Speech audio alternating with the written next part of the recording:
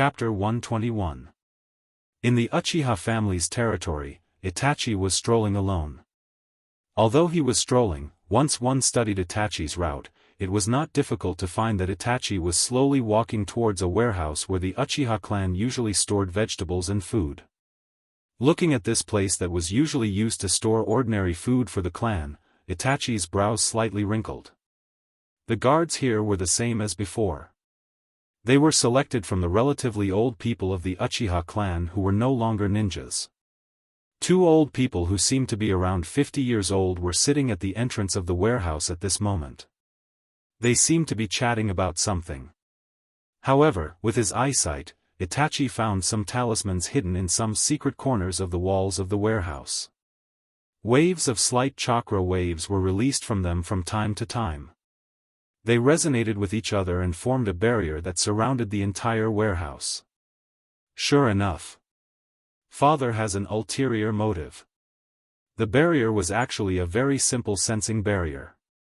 If there was anything different, it was just that the fluctuations of an ordinary sensing barrier were weaker. Looks like I have to give it a try. Itachi thought in his heart and his feet moved. He strode towards the entrance of the warehouse and the barrier was immediately triggered. Several auras instantly rose from the surrounding courtyards and moved around several times. The person who released the aura had already appeared in front of Itachi. Who dares to trespass into the Uchiha clan's warehouse? TCH, let this uncle teach this. Master Itachi a good lesson. The person in charge of guarding the warehouse seemed to have a slightly bad temper. He didn't even see who was standing in front of him and already began to speak ruthlessly. But halfway through his words, he naturally saw that the person in front of him was actually the eldest son of the clan head, Itachi Uchiha. He could only bow to Itachi Uchiha with an embarrassed expression. Some of the clansmen behind the Uchiha who were responsible for guarding the warehouse also followed suit and bowed to Itachi. But then, the leader looked at Itachi and asked, I don't know why Itachi-sama came to such an ordinary warehouse, is there something you need? Itachi smiled and said, it's nothing, I just came to take a look. But with your strength, you actually came to protect such an ordinary warehouse. It seems that our Uchiha family really values these grains. Although Itachi had a smile on his face, he still emphasized the words, normal storage, when he spoke. Master Itachi, please don't make things difficult for an errand boy like me. I was only transferred here according to orders. It's my boss's orders. It's not something I can choose. Who else could become the superior of the Uchiha clan? It could only be Uchiha Fugaku, the head of the Uchiha clan, or the elders of the Uchiha clan. The leader said this because he wanted Itachi to know that these things were arranged by people at his father's level. Don't meddle in it casually. Otherwise, those in high positions may not necessarily care about Itachi's identity as the young master of the family. But what if I want to go in and take a look today? Originally, the leader thought that with Itachi's intelligence, he naturally wouldn't do such a thing. But no one expected that Itachi not only didn't retreat at this moment, but also unscrupulously exuded his aura. A surging chakra wave was emitted from Itachi's body from time to time. Master Itachi, although you have become a special jonin at a young age, your talent is extraordinary. But sometimes talent can't beat time, please retreat as soon as possible. The leader of the guards also took a step forward at this moment, the aura he exuded was the strength of a jonin. Looking at the leader of the guards, Itachi also thought in his heart. Although he is not weaker than an ordinary jonin, most of the jonins of the Uchiha clan have awakened at least 2 Tomo Sharingan. And to be able to be directly commanded by the higher-ups to guard the warehouse, then this jonin will at least have 3 Tomo Sharingan. The only time he defeated a jonin was by relying on his Sharingan and a bit of luck. So Itachi also took a step back and put away his aura. Looking at the leader of the guards, he said, I'm just curious, and I want to take a look. Since you don't want me to go in and take a look, it's okay. Goodbye. After saying that, he didn't pay attention to the expressions of these guards. Itachi walked straight away, but the leader of the guard still stretched out his hand and called one of his men and said to him, "It seems that Master Itachi has noticed something. You go now and inform the patriarch and explain the situation clearly." "Yes." After the subordinate responded, he jumped up from the eaves and rushed to the place where Uchiha Fugaku was handling the internal affairs of the Uchiha clan. Itachi didn't care about the Watcher's reactions and just walked straight in one direction. He only hoped to get out of the range of the leader of the guards as soon as possible. But suddenly, in an alley beside him, an arm pulled Itachi into the alley. As a member of the Woodleaf Umbu, Itachi's reaction speed is naturally amazing. In an instant, he took out a kunai from the ninja bag behind him and wanted to fight back. Crack! The sound of metal colliding suddenly sounded, and the two kunai collided with each other. "Brother Shisui? Aren't you?" Seeing the face of the person in front of him, Itachi couldn't help but exclaim. The person who came is Uchiha Shisui, known as Body Flicker Shisui. But Shisui's current situation seems to be very wrong. He only opened one of his eyes. "Shoo! Don't be so excited. Come with me." For some reason, Uchiha Shisui, who is usually very talkative, didn't say anything to Itachi this time. Instead, he took Itachi's hand and walked into the depths of the alley. Uchiha Shisui stretched out a hand and gently knocked one of the bricks on the wall at the end of the alley. A dark hole appeared in the left corner of the road. "Come with me, I'll tell you everything you want to know." Shisui looked at the hole and said to Itachi. Itachi also nodded. Shisui is the person who took care of him since he was a child, like his own brother. Not to mention that Itachi really wants to find out what happened to the Uchiha clan. But looking at Shisui's current state, Itachi can't just leave him alone. So Itachi followed Shisui into the hole. Under the hole is a passage, leading to a basement. After entering the basement, Shisui didn't greet Itachi Uchiha, who he regarded as a younger brother. Instead, he picked up a flint and lit an oil lamp in the basement. The dim light also brought some light and warmth to the dark and damp basement. Chapter 122. Brother Shisui. Looking at Shisui sitting quietly in front of him, Itachi couldn't help but say, "Danzo found you, didn't he?" Itachi was surprised. He didn't tell anyone that he met Danzo. And when he returned to the village, he was taken away by Danzo's men after going through the formalities. With the quality of root ninjas, they would never leave any clues for anyone to find them. How did Shisui know? "Brother Shisui, don't talk nonsense. I just returned to Woodleaf. How could I?" Itachi wanted to say something to cover up the fact that Danzo found him. After all, it involves the Uchiha clan's rebellion. It's not clear whether Uchiha Shisui is on Woodleaf's side or Uchiha's side. It's irrational to say the truth rashly. But halfway through, Itachi's words were abruptly swallowed back by Shisui's gaze. "I know, Danzo should have given you a document that suspected the Uchiha clan's rebellion, and then began to instigate you to work for Woodleaf, right?" Shisui put away his gaze that was full of coercion and smiled a little self-deprecatingly. "Why would you?" Itachi couldn't help but ask, but he thought that he should have discovered the source of Danzo's document. "This document?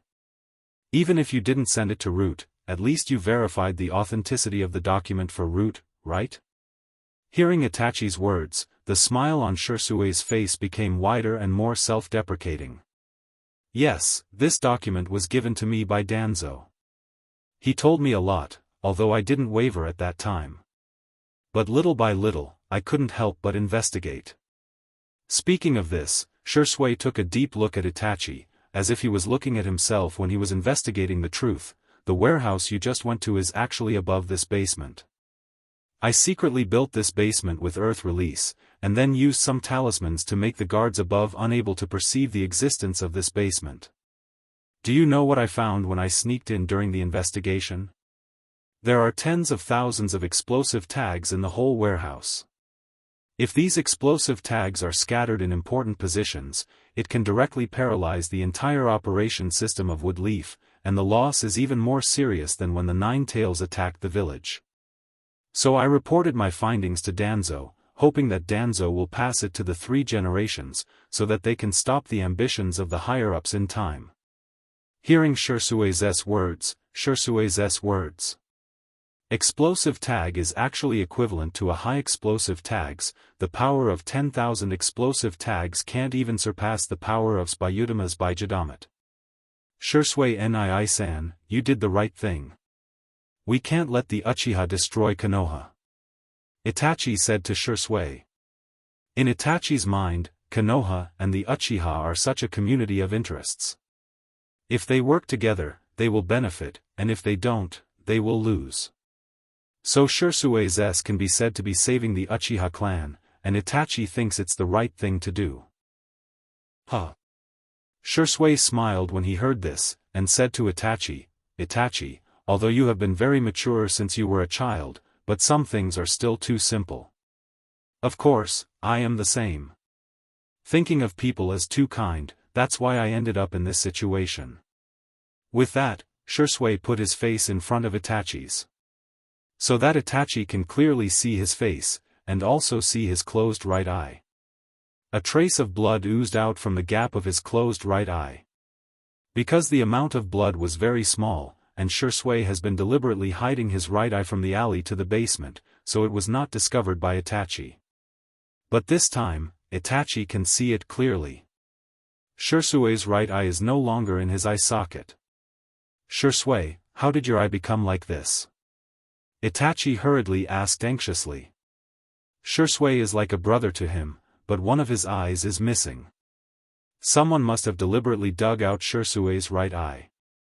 Such a situation made the usually calm and steady Itachi can't help but ignite a burst of anger in his heart, and he wants to take revenge on the person who hurt Shirsui. The person who dug out my right eye, you know him. It's the leader of the Woodleaf Root, Shimura Danzo. Shirsui's words are powerful, but they are like a heavy hammer hitting Itachi's head. Danzo? Itachi can't help but exclaim the name of Shimura Danzo. Many people think that the limit of the Sharingan is the 3-tomo Sharingan, and even many clansmen think so. But the limit of the Sharingan is far from this. Above the 3-tomo Sharingan, there is an eye that is close to the God's Eye, Mangekyo Sharingan. Shirsui looked at Itachi with his remaining left eye, which is the 3-tomo state of the Uchiha clan's Sharingan. But in the red Sharingan, the tomo spun faster and faster, and gradually merged together to form the shape of a 4-cornered pinwheel. Reaching out his hand and pointing to his eye, Shirsui said to Itachi, "This is my Mangekyo Sharingan." Mangekyo Sharingan? Itachi's mouth also muttered this new state of the Sharingan. The right eye I lost was also a Mangekyo Sharingan, but it was taken away by Danzo. When Danzo took out my right eye, although my mind was fuzzy, I still vaguely heard some news. Although Danzo really wants to quell the rebellion of the Uchiha, Danzo's ultimate goal is to harvest our Uchiha's Kekkei Genkai, the Sharingan. Shirsui said these cruel facts, and Itachi's idea of using Danzo's power to quell the Uchiha's rebellion was completely eliminated. After all, Danzo doesn't care whether the Uchiha clan can survive or not. Instead, he wants the Uchiha clan to die, so that he can harvest more of the Uchiha clan's unique Sharingan. With such a purpose, how can he help Itachi to save the Uchiha clan? I also knew about this. That's why I tried my best to escape from Root's base. But I just happened to see Root's people take you to their base. I thought that Danzo will deceive you just like how he deceived me. I just want to tell you, whether it's the Uchiha clan or Woodleaf people, don't believe him, no matter how sincere he is in front of you. And I also want to give you a gift. Gift? That's right. After saying that, Shirsui stretched out his hand towards his only remaining left eye and dug it out. The bloody eye was placed in front of Itachi's eyes. My kaleidoscope's ability is a type of illusion called Koto Amatsukami. The only thing that can break this illusion is my remaining left eye. Koto Amatsukami is very scary, it can completely control a person without them knowing. Since my eyes have fallen into Danzo's hands, one day he will need to use this genjutsu. At this time, please use this eye of mine where it should be used. Chapter 123. Brother Shui. Itachi looked at Shui, who was standing in front of him, with a bloody scar on his handsome face. Where his eyes used to be, there were only 2 empty bone grooves left. If you really want to save the Uchiha clan, this is where we belong. In that case, you should keep this eye properly. Danzo will never let go of our Uchiha clan so easily, no matter what, no matter how bloody it is, no matter how hard it is for you to accept. You must keep the Uchiha bloodline alive, with this eye of mine, and with yourself. Shui said very seriously, and Itachi also kept all these words in his heart. Shui naturally saw the determination of his companion, who grew up with him, so he put his hand on Itachi's shoulder and said, "Promise me, stay strong and live. As long as you're alive, there's still hope. I entrusted my eyes to you, so I can't stay in Woodleaf anymore. Danzo will never give up on capturing me, so I have to leave temporarily.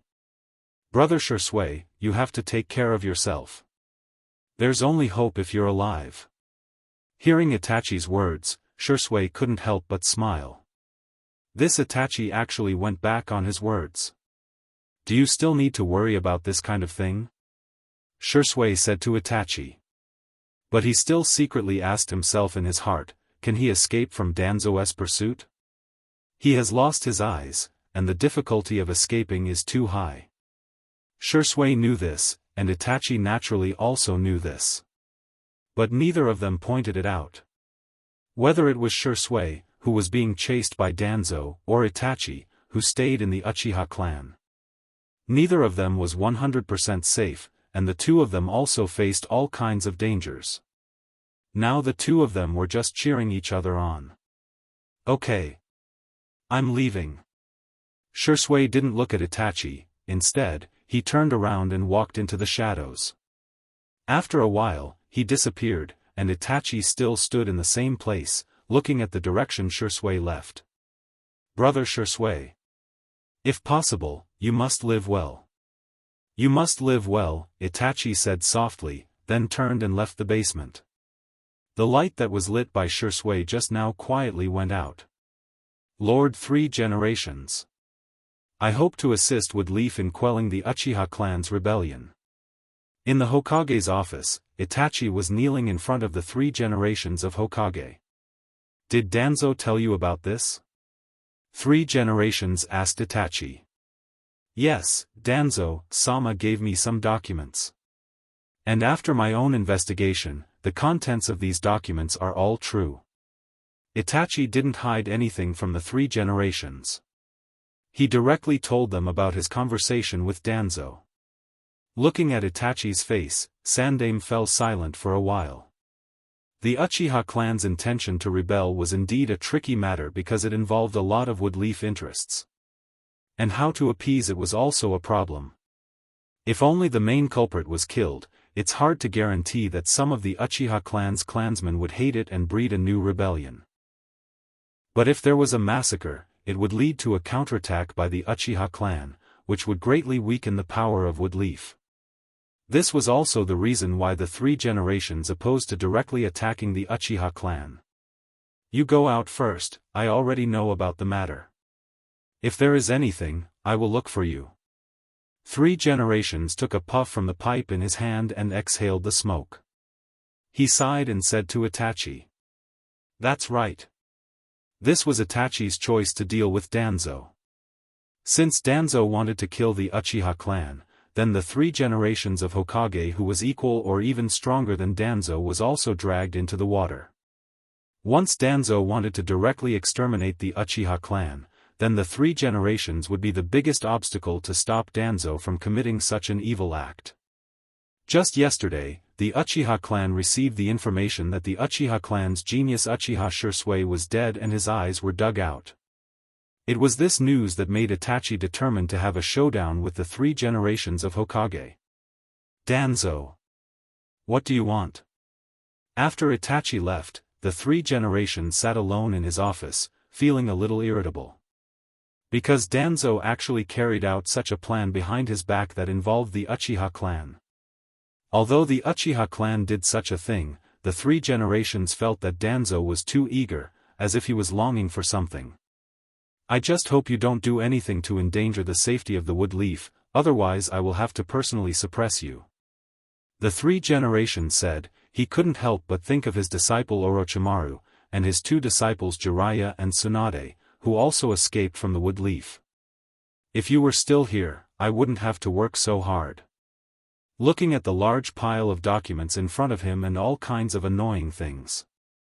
The three generations couldn't help but sigh. He could only take a deep breath of his pipe and bury himself in these documents and complicated things again. Just as the three generations suffered from all kinds of annoying things, Itachi was immersed in the complicated situation of Shirsue's death and the Uchiha clan's rebellion. Nangongja's house also ushered in an unexpected guest.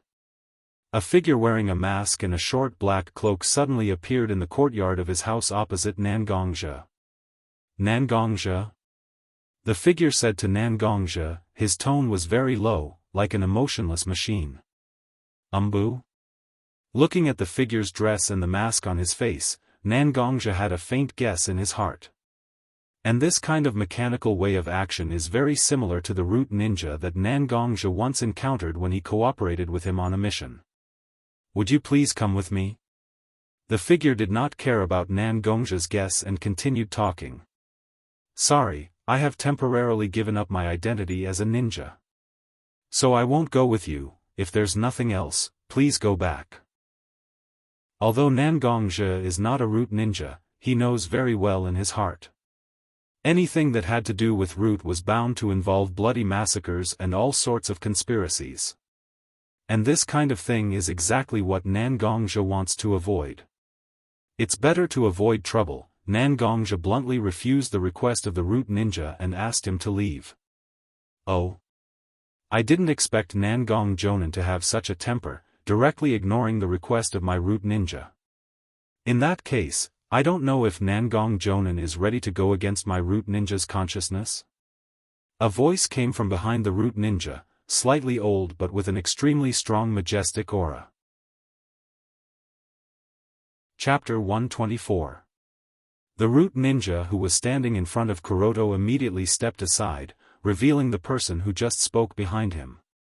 His right eye was bandaged, and his right arm was also bandaged and hidden in a black coat. Although his face can't be said to be old, there are some wrinkles on it. He looks slightly younger than the three generations Hokage of the same generation. But his left eye has an indescribable gloominess, like the eyes of an eagle, and after being stared at, you will feel extremely uncomfortable. So it's the leader of Root, Shimura Danzo, Sama. Nangongja naturally recognized the leader of Root, who is an important part of the Wood Leaf Defense Force, Shimura Danzo, and then slightly bowed and said, "Greetings, Shimura Danzo, Sama. I don't know why Shimura Danzo, Sama sent such a small shrimp to invite me." Although he was slightly ridiculed by Nangongja, the root ninja who just talked to Nangongja didn't show any emotion at all. He just stood quietly beside Danzo without saying a word. But the muscles all over his body were tense, and obviously, as long as Danzo gives the order, he will rush up and fight Nangongja to the death. Small shrimp? Danzo heard Nangongja's words and smiled, and then said to Nangongja, "Yes, maybe this subordinate of mine is not your opponent in a direct confrontation. But when did my root ninja become the strongest in a direct confrontation? If it's not a direct confrontation, then isn't it an assassination?" Indeed, whether it's the Umbu or root, most of the time, they carry out assassination missions. Almost no one would do such a thing in a head-on battle that caused a lot of commotion. The Umbu are supposed to fight in the dark, right? Then, what is the matter with Danzo, Sama? Nangongja doesn't want to keep arguing with Danzo about who is the strongest, because it's meaningless. Nangongja also doesn't like to pretend to be polite, so he directly told Danzo about it. He wants to know what Danzo wants to do. My purpose? Danzo stared straight at Nangongja with his left eye and said, "I want you, Wood Leaf Jonin Nangongja, to join Root." Nangongzhi knows that Danzo must have a purpose for looking for him. But he didn't expect that Danzo wants Nangongzhi to join Root. Danzo-sama, don't you think you're taking things for granted? Nangongzhi said, although I'm not a high-ranking person in Konoha, I still have some influence in terms of combat power. Especially since I took over Kiba Ninja School, a lot of people know about me, and Danzo-sama directly came to recruit me. A lot of people won't be happy, right? Although Woodleaf seems very peaceful, there are actually a lot of hills. These hills won't directly fight with each other, but there are still all kinds of small conflicts. Naturally, Danzo was one of the more powerful ones among these mountain peaks. Once Nangongzhi joins Danzo's route, there is no doubt that Danzo's route will have a small increase in strength. Such a small improvement is very likely to directly break the weak balance between the mountains of Konoha, and the consequences would be unimaginable. Moreover, Root is not a good place. The members of the Umbu can leave the Umbu after meeting certain requirements and getting the approval of the Umbu head. However, Nangongzhi has never heard of anyone leaving the Umbu after joining Root. There is no big difference between joining Root and signing a contract to sell one's body. With Nangongzhi's character, how can he join Root?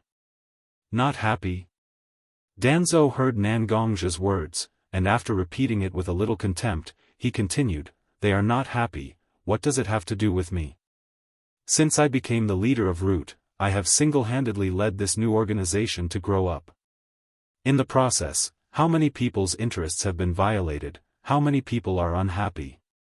But I am still alive and well, and Root is getting stronger and stronger. Those losers are unhappy, what can they do to me?" Danzo indeed has something to be proud of. Because whether it is the Umbu or some other clans, they all relied on the legacy left by their ancestors and the efforts of several generations to develop. But Danzo can be said to have started from scratch, and pulled up such a violent organization. There is no need to say more about the hardships, and Danzo's ability is naturally obvious. Danzo-sama is naturally very powerful, to be able to establish Root single-handedly. But I am just an ordinary ninja, and now I am even a little tired of being a ninja. So I asked for an indefinite leave from Hokage-sama, and if I have nothing to do, I will go to the ninja school to teach children. Although it is dull, it is also very fun. Root is very powerful, but joining Root means that I'll have to start an endless slaughter. Although I am not the kind of super strong person who can suppress the ninja world, but I think I have the ability to protect myself and my family. So, I will not join Root. Danzo-sama, please go back. Nangongzhi was actually speaking from the bottom of his heart. From the beginning, Nangongzhi practiced martial arts so that he and his sister could join Woodleaf, so that their lives would not be so difficult. Although Nangongzhi participated in the ninja war, he also made a lot of contributions. But that is because Woodleaf has too many powerful people on top, and he is just an ordinary chunin. If he were to make any one of them unhappy, wouldn't he and his sister be crushed to death like ants? Therefore, Nangongzhi fought with all his might, trying his best to accumulate merits. Little by little, Nangongzhi's strength became stronger. Later, with the help of Leo and banishment, he became only half a step away from Kage level. Although this strength is not enough to crush everything, it is enough to ensure the safety of several people and survive in this war-torn world. Nangongzhi spent these years perfecting his swordsmanship and accompanying his family. Nangongzhi cherishes these days very much. He does not allow anyone to disturb their peace. Even if this person is the leader of Woodleaf's Root, Shimura Danzo. Nangongzhi is not afraid to fight with him. Nangongzhi. I didn't expect you to be such a man who is satisfied with the status quo. Longing for some beauty, longing for a moment of peace. But have you ever heard of a saying? After listening to Nangongzhi's words, Danzo didn't pursue the matter any further. He turned around and walked out of the door with his men. Only one sentence is still echoing in the air. The tree wants to be still, but the wind will not stop. You have joined Wood Leaf and become a ninja. It means that you have stepped into a whirlpool that you will never be able to break free from. You will come to me. Chapter 125. Danzhou left, but his words left a great shock in Nangong's heart. Because Danzhou's words were not without reason. In this chaotic world, there were too many things that were beyond one's control. Nangongzhi could be willful once, and he could be willful twice. But there would always be times when he could not solve it with his own strength. What should he do at that time? Should he continue to be so stubborn and willful?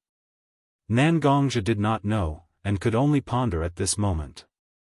Suddenly, it was as if a light had suddenly appeared. Nangongzhi saw the Heaven's Tribulation sword that he had placed on the tribute platform. He thought of the person who had taught him for a long time, the person who he believed to be the #1 swordsman in the world, the master of the Heaven's Tribulation sword, banishment. Even if he had become a demon, even if he was despised by others, banishment had never changed his mind. Since he liked the sword, he would practice it well. Since he cherished his current life, he would do his best to protect everything he had. If he was not strong enough, then he would work hard to cultivate. Danzhou's words were reasonable, but Nangongzhi was still very young and had a lot of potential. At this time, Nangongzhi might not be able to resist the fierce wind that wanted to disturb the tree, and he might not be able to defeat the thief with ulterior motives. But Nangongzhi's strength would not stop here, and it would only become stronger. Since it was not enough now, he would work 10 times harder, 100 times harder, 1,000 times harder, 10,000 times harder. One day, whether it was the fierce wind or the thief, they would all be insignificant things. Nangongzhi muttered to himself, one day. If the wind wants to disturb me, I will use the sword in my hand to cut the wind. If someone wants to disturb me, I will use the sword in my hand to cut off their head. Nangongzhi walked with firm steps in front of his Heaven's Tribulation sword. Banishment Senior, one day, I will make myself worthy of being the master of the Heaven's Tribulation sword. Whether it is me or the Heaven's Tribulation sword, I will make their names resound throughout the heavens. Clang, Nangongzhi pulled out the Heaven's Tribulation sword from its scabbard. The sword's resonating sound was like a dragon's roar, and its aura soared to the heavens. Clouds. The sword light illuminated Nangongzhi's face, and Nangongzhi's face was also illuminated by sword light. In the Uchiha clan's land, Patriarch Uchiha Fugaku and the elders of the Uchiha clan were gathered here. Everyone's face was filled with anger and hatred. If someone saw this scene, they would definitely be shocked. Are they still human? Why are they so frightening? You bullies. Hingsu uses as new, the desk let out an ear-piercing squeak. Uchiha Fugaku was burning with rage at this moment. Naturally, an ordinary desk would not be able to withstand the power that he had unleashed. A moment later, it collapsed with a loud crash. The books, papers, brushes, and ink on the desk were scattered on the ground at this moment. It was a complete mess. Just like the mood of the Uchiha clan, it was chaotic and irritable. Uchiha Shisui is a rare genius of our generation, and he has made a name for himself in the shinobi world. However, such a genius had actually died. His eyes were dug out and thrown into the river. If it weren't for the fact that part of our clan's land is bordered by this river, the clan guards would have found Shisui's body. We still don't know about this yet. But what about the Wood Leaf? Wood Leaf didn't say anything at all. The elders of Kiba, the 3 generations, and Danzhou, those 2 bastards, are probably laughing at our genius's premature death. Uchiha Fugaku's words were somewhat inappropriate. One must know that the Uchiha clan's elders, the elders of Kiba, the 3 generations, and Danzhou can be said to be people of the same era. Since the elders of Kiba are all old bastards, then is the Uchiha clan's elders also a member of the old bastards? Fugaku. Calm down, you are the patriarch of the Uchiha clan. If you lose your calm at this time, then how can we make the right choice? Although the great elder was also very angry at this moment, he was still old. After all, he was different from the hot-blooded Uchiha Fugaku. The great elder had seen many things and suffered many grievances. Therefore, he still knew how to control his emotions and timely reminded Uchiha Fugaku. After being reminded by the great elder, Fugaku calmed down a little. He stretched out his hand, and a follower beside him handed a cup of tea to Fugaku. Not sure if it was because Uchiha Fugaku was too engrossed in shouting just now, but his throat was a little dry. He wanted to use this cup of tea to moisten his throat. That's right. In fact, Fugaku wasn't that angry, at least he didn't show it. After all, although Shisui was a genius, he wasn't in the same camp as Fugaku. In most cases, Shisui's relationship with the Uchiha elders was closer. This was also why the elders were so angry at this moment. Only a living genius was called a genius. And a dead genius was just a corpse. Fugaku was very clear about this point. And the elders didn't necessarily feel sorry for a genius like Shisui falling. Maybe they felt sorry for the precious resources they had invested in Shisui. But these words couldn't be said openly. If they said it, wouldn't it be a deliberate fallout? But no one thought that in fact, Shisui's value was huge. Because Shisui's original 3-tomo Sharingan had evolved into Mangekyo Sharingan. Not to mention that there was a powerful illusion like Kodo Ematsukami that could unknowingly control others. If Uchiha Fugaku and the elders knew about this, who knows how sad they would be that such a pair of Mangekyo Sharingan was lost. After Fugaku put on a show just now, it could be regarded as a slight comfort to the elders. At this time, it was time to talk about serious matters. Elders, although Uchiha is not as strong as when Woodleaf first built the village, no one can bully us. Fugaku stood up and looked at the members of the Uchiha clan sitting below him. Ha ha ha. Fugaku stood up and looked at the Uchiha clan's members. With his hands behind his back, Fugaku's eyes were shining. We want to prove to the world that Uchiha is still strong. If it wasn't for Senju Takuma of the Senju clan, how could it be possible for a Senju clan ninja to take the power of Hokage? The pride of Uchiha doesn't allow us to bow down to others. This time, we will use the power of the whole clan. Overthrow the rule of the Senju clan over Woodleaf. Let Hyuga, Yuan Fei, Nara, Yamanaka, Orimikai, and all the people who support Hokage know that they have chosen the wrong person. They chose the wrong party to be loyal to. We, the Uchiha, are the real strongest clan in Konoha. We are the real ruler of Woodleaf. Uchiha Fugaku said, and he began to imagine himself wearing Hokage's Haori and wearing Hokage's hat, accepting the worship of all the ninjas and civilians of Woodleaf. It's really easy. Fast. People. Heart. Chapter 126. In the Hokage's office, the 3 generations were dealing with some daily documents, and from time to time they would frown for a moment.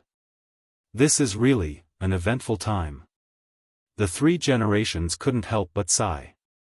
Originally, ever since Danzo brought the news of the Uchiha clan's movements, the 3 generations have been a little restless, and at the same time, the Woodleaf defense team also found many changes in the barrier.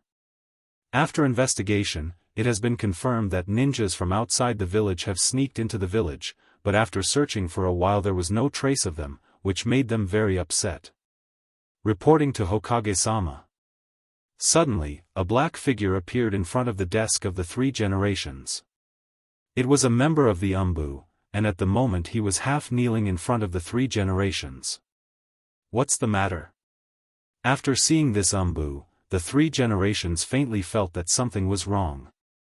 This Umbu was specially sent by the 3 generations to supervise the Uchiha clan, and since this person came, then there must be something wrong with the Uchiha clan.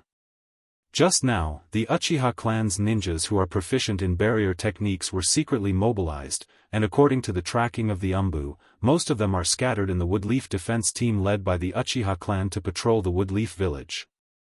And the frequency is very high. It is very likely that they are trying to figure out the pillars of the Woodleaf village.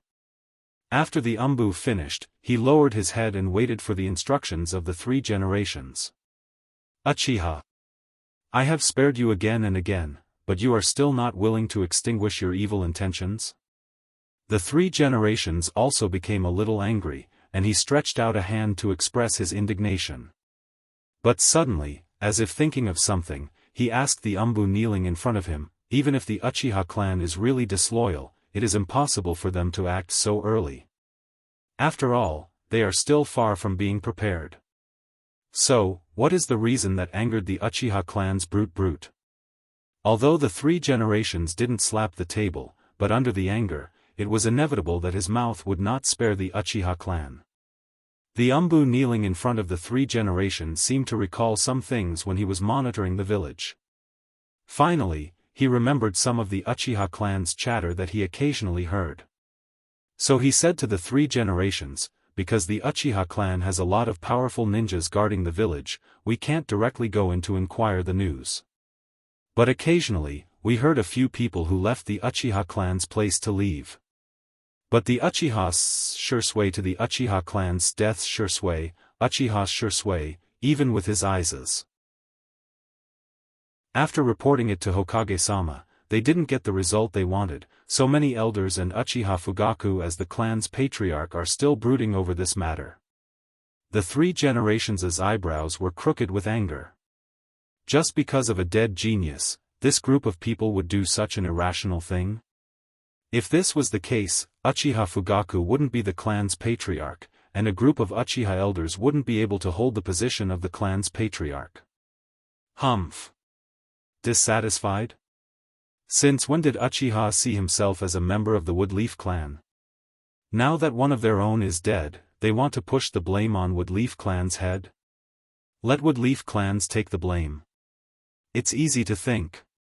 The 3 generations couldn't help but snort coldly, and then said, all of this is just a show for outsiders to see. Perhaps that Uchiha clansman who let you hear the news did it on purpose. With such news, although the Uchiha clan's rebellion is still not justified, at least there will be a last layer of fig leaf. Geniuses can only be called geniuses when they are alive. Dead? That's just a corpse. He wondered how Uchiha Fugaku would react if he heard that the 3 generations actually held the same view as him.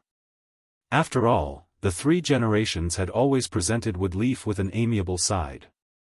Who would have thought that the 3 generations also had such a cold and ruthless side? However, if Tua hadn't been so cold-blooded in the 3 generations, he wouldn't have been able to get the position of Hokage. In the past, Danzo had great ambitions for the position of Hokage, but even a cautious and ruthless person like Danzo lost in the hands of the 3 generations. Go and tell Danzo and Itachi Uchiha to come to the Hokage's office, but remember to tell them not to reveal themselves. Come quietly, it's time to beat some people who dare to come out. If a big tree doesn't occasionally trim its branches and leaves, it can't become tall and towering. The Umbu under the seat bowed his head and softly answered, and then disappeared. Only the 3 generations were left standing in front of the huge floor-to-ceiling window of the Hokage's office, looking at the Uchiha clan's land in the distance. Their eyes were deep, making people shudder with fear. Danzo. What are you planning? Nangongja was sitting at home. He still didn't understand why Danzo came to recruit him this time. When Danzo appeared, in fact, Nangongja was already prepared to have a good fight with Danzo and his men. But he didn't expect Danzo to leave after saying a few harsh words. Although Danzo's words were indeed very lethal, it also made Nangongja very restless at that time. But it was limited to this. To use such a few words to move Nangongja was too far away. Nangongja always felt that when Danzo left, he felt like he had seen through him. His weakness? Nangongro. Mashiro. Little linger. That's right, it must be like this. Root always did things unscrupulously. Kidnapping and blackmailing was the lowest level of behavior. It seems like during this period of time, I can't let those annoying flies continue to fly around my house. Nan Gongjia's eyes flashed with a trace of ruthlessness, and even a trace of excitement. He had sealed his sword for 3 years and hadn't used it. 3 years of killing intent, 3 years of sword energy, were all brewing in his chest. He was only waiting for the day when the killing intent would erupt and let the calamity sword show its power. As he spoke, Nan Gongja had already picked up the calamity sword beside him. Today, it's time to let those people see how powerful I am. So that they won't disturb my life. Nan Gongja exerted force with his ankle and shot up into the sky from his house's corridor. The huge force was clearly enough to make a person fly into the sky, but it didn't leave a single mark on the fragile wooden floor. There was an ancient saying, 3 years of silence, one amazing the world with a single brilliant feat. 3 years of silence, one soars to the heavens. Then, if he hadn't killed anyone for 3 years, would his killing intent be overflowing? Chapter 127. Qi, fresh blood spurted out from the body of a man in black in front of Nan Gongja, dyeing the ground red. The 18th one. Nan Gongja swung the long sword in his hand. The blood on the sword fell onto the trunk of a nearby tree due to the centrifugal force. The blood flowed down the tree like the water of the Three Roads River, marking the loss of a life. This was the 18th person Nan Gongja killed today for spying on his family. Nan Gongja didn't care which faction this person belonged to, nor did he care what kind of impact this person's death would cause. The reason was simple. Since they only sent one person to spy on Nan Gongja secretly. This proved that this faction didn't have the ability to directly deal with Nan Gongja, or rather, they didn't place their focus on Nan Gongja. Since that was the case, he killed him. For Nan Gongja, this was a short opportunity to show off his strength. Since there were people who wanted to kill him, wouldn't he be letting them down if he didn't reap their lives? Nan Gongja was still dressed in black. He carried the black calamity sword and walked into the courtyard of his house. Although Nan Gongja had tried his best to retract his murderous aura and hostility, it still leaked out a little, making people feel that there was a gloomy aura around him. Brother? Nan Gongja suddenly poked his head out of the house and saw Nan Gongja, who had just walked into the courtyard. His small nose twitched slightly, and he immediately noticed a thin but still detectable smell of blood. Coupled with the long sword in Nan Gongja's hand and the cold aura that lingered around his body. Nan Gongro could easily guess what Nan Gongja had just done. After living with his sister for so many years, even if his sister didn't speak, Nan Gongja could sense that his sister wanted to ask what had happened. Therefore, without waiting for his sister to speak, he took the lead and spoke first. In the afternoon, the leader of Woodleaf Root, Danzo, came. He said a lot of things that I didn't understand and wanted to pull me into his roots to work for him. But when I refused, this guy didn't bother me at all and just left. There were no good people in Root, not to mention the leader of Root, Danzo. So, just in case, I got rid of all the people around our house who were sent by someone to spy on us. Don't go to Kiba Hospital for the next few days. Take a long leave. I've been at home for so long, but I haven't seen anyone come to recruit me. Even someone like Danzo is trying to recruit me. Something must have happened. Nan Gongro nodded. She knew that what her brother said made sense. Therefore, he didn't say much. But at this moment, there was a knock on Nan Gongja's door. Nan Gongro opened the door and found that it was Yichui standing at the door. Yabuki, what's wrong? At this moment, Yichui was panting as she held onto Nan Gongja's door frame. Obviously, there was something urgent. Nan Gongro quickly asked. It's Mashiro. Mashiro is missing. Yichui was panting, but she still said the reason why she rushed to Nan Gongja's house. Yabuki, don't worry. Explain the situation to us first. What's going on? Nangongja also knew that Yichui wouldn't say such things without any basis. Since Yabuki said that Mashiro was missing, then something must have happened to Mashiro. The more it was like this, the more he couldn't be anxious. Nangongja quickly welcomed Yichui into his living room. It's like this. Originally, I was responsible for looking after the store in the afternoon. Mashiro's sister looked after the store in the morning. But because Sakura didn't seem to be feeling well, I discussed with Mashiro to look after the store for the day. Mashiro also agreed. But when I accompanied Sakura to the hospital and was about to bring Mashiro to my house for dinner, I found that Mashiro wasn't in the store. I asked the staff, and they said that Mashiro was called out by someone wearing an umbu uniform not long ago. After that, he didn't come back. I knew that things were bad. So I came to tell you that something happened to Mashiro. Yichui seemed to be anxious as she couldn't even speak smoothly.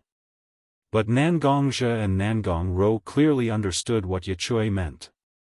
That was, Mashiro was taken away by the umbu and there was no news of him until now. Only a few of those who were taken away by the dark group were able to return safely. So Yichui immediately came to find Nangongja, hoping that Nangongja would have a way to solve this matter. Umbu uniform, kidnap, close people. Root? Nangongja murmured. Such a way of doing things and dressing up reminded him of the infamous Root Group's way of doing things. What's more, Danzo had previously tried to recruit Nangongja but was rejected. It wasn't unreasonable for them to kidnap Mashiro. And Nangong-ro also knew that this matter might be related to Root. For a moment, he became a little anxious. Brother, little Linger isn't home. Could it be? Nangong-ro didn't continue, but Nangongja still understood what his sister meant. Since Root could kidnap Mashiro, then it was naturally possible for them to kidnap little Linger. Nangong-ro was probably working at Kiba Hospital today, so Danzo couldn't directly barge into the hospital to kidnap her. And two close people were enough to threaten Nangongja, so Nangong-ro wasn't that important. Nangongja's body instantly emitted a thick murderous aura. Today, Nangongja was already annoyed by Danzo and even killed 18 people who were spying on his house. However, he was still one step behind Danzo. Mashiro and little Linger were most likely already captured. In this situation, even if Nangongja was kind-hearted, he couldn't resist the urge to kill. And Nangongja wasn't a particularly friendly person, right?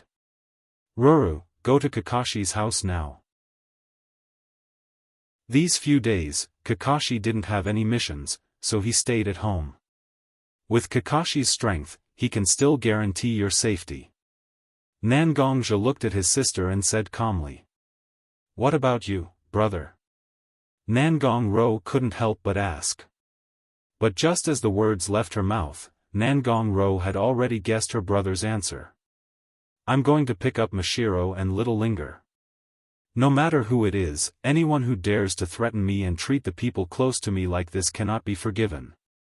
Although Nangongja was still speaking very calmly, his anger was already burning fiercely. Li Yang. Protect me. Nangongja finally shouted out these words. A layer of black armor slowly covered Nangongja's body. Ha ha ha. Kid, it's already been 3 years. I haven't fought for 3 years, and I can't hold it in anymore. Today, I'll let those little guys see what we're capable of. Li Yang's voice sounded again. Her loud roar echoed in Nangongja's mind, as if she had just been freed from her restraints. I've sealed my sword for 3 years, and now I see blood. 18 lives, that's still far from enough. Since they came to provoke me, I'll let them know what it means to be filled with killing intent. Chapter 128. Yabuki, don't go anywhere. Go to Kakashi's place with Ro. Since Root caught Mashiro and little Linger. Then everyone I care about and close to is facing danger. Shina Kushina has 3 generations watching over her. No one dares to touch her. But you are different. You have to be careful. Nangong's body was covered with the black armor that he had not worn for a long time. His head was also covered by the armor. A slightly strange voice came out from the black armor. Although Yichui had not seen Nangongja wearing the black armor, it was not the time to pay attention to such small matters. Yichui nodded, indicating that she understood Nangongja's intention. Come here. Nangongja waved at Nangong Ro, allowing Nangong Ro to come to his side. Then, he placed his hand on Nangong Ro's shoulder, and a soft voice was transmitted to Nangong Ro's ears. I have already left a mark on your body, just in case. Don't tell anyone, okay? Then, he raised his voice and said, I'm leaving. Wait until I bring back Mashiro and Little Linger, then we will discuss how to solve this matter. At this moment, Yichui, who was standing at the side, stared at Nangongja's hand that was on Nangong Ro's shoulder. No one knew what she was thinking. Nangongja exerted strength in his legs and left his house at an extremely fast speed. In an instant, he had disappeared without a trace. Kid. Although I know that you are anxious to save them, do you know where their base is? Although I don't know how strong Root is, this kind of organization that specializes in dirty work is not easy to find, right? Li Yang was very strange. Nangongja's behavior was not like the Nangongja she knew. Although the Nangongja of the past knew that someone close to him was kidnapped, he would definitely be furious. However, he would never be so angry and irrational as he was now. However, Li Yang was a familiar beast that was connected to Nangongja's life. Nangongja's mental state was actually very calm. But there was definitely something wrong with acting so agitated. Li Yang did not know Nangongja's plan, but she still cooperated with Nangongja's act. It's very simple, because the one who came to my house and told me that Mashiro is missing is not the real Yabuki. Nangongja stopped running and looked around. He knew that he had run far away. Therefore, he stopped and said slowly. Fake? Did she think that she could fool me just because she acted like Yabuki? When Yabuki panted in front of my house, I felt that something was wrong. Because I was very clear about Yabuki's stamina, although she did not usually show it. But just the distance from the clothing store to my house was not enough for Yabuki to be panting like this. After that, Yabuki told me and Ru-Ro about how she found out that Mashiro was kidnapped. Although it was logical, I still faintly felt that something was wrong. So I deliberately pretended to be angry in front of her. If it was the usual Yabuki, she would definitely try to calm me down. But this person seemed to want me to leave immediately and did not try to stop me.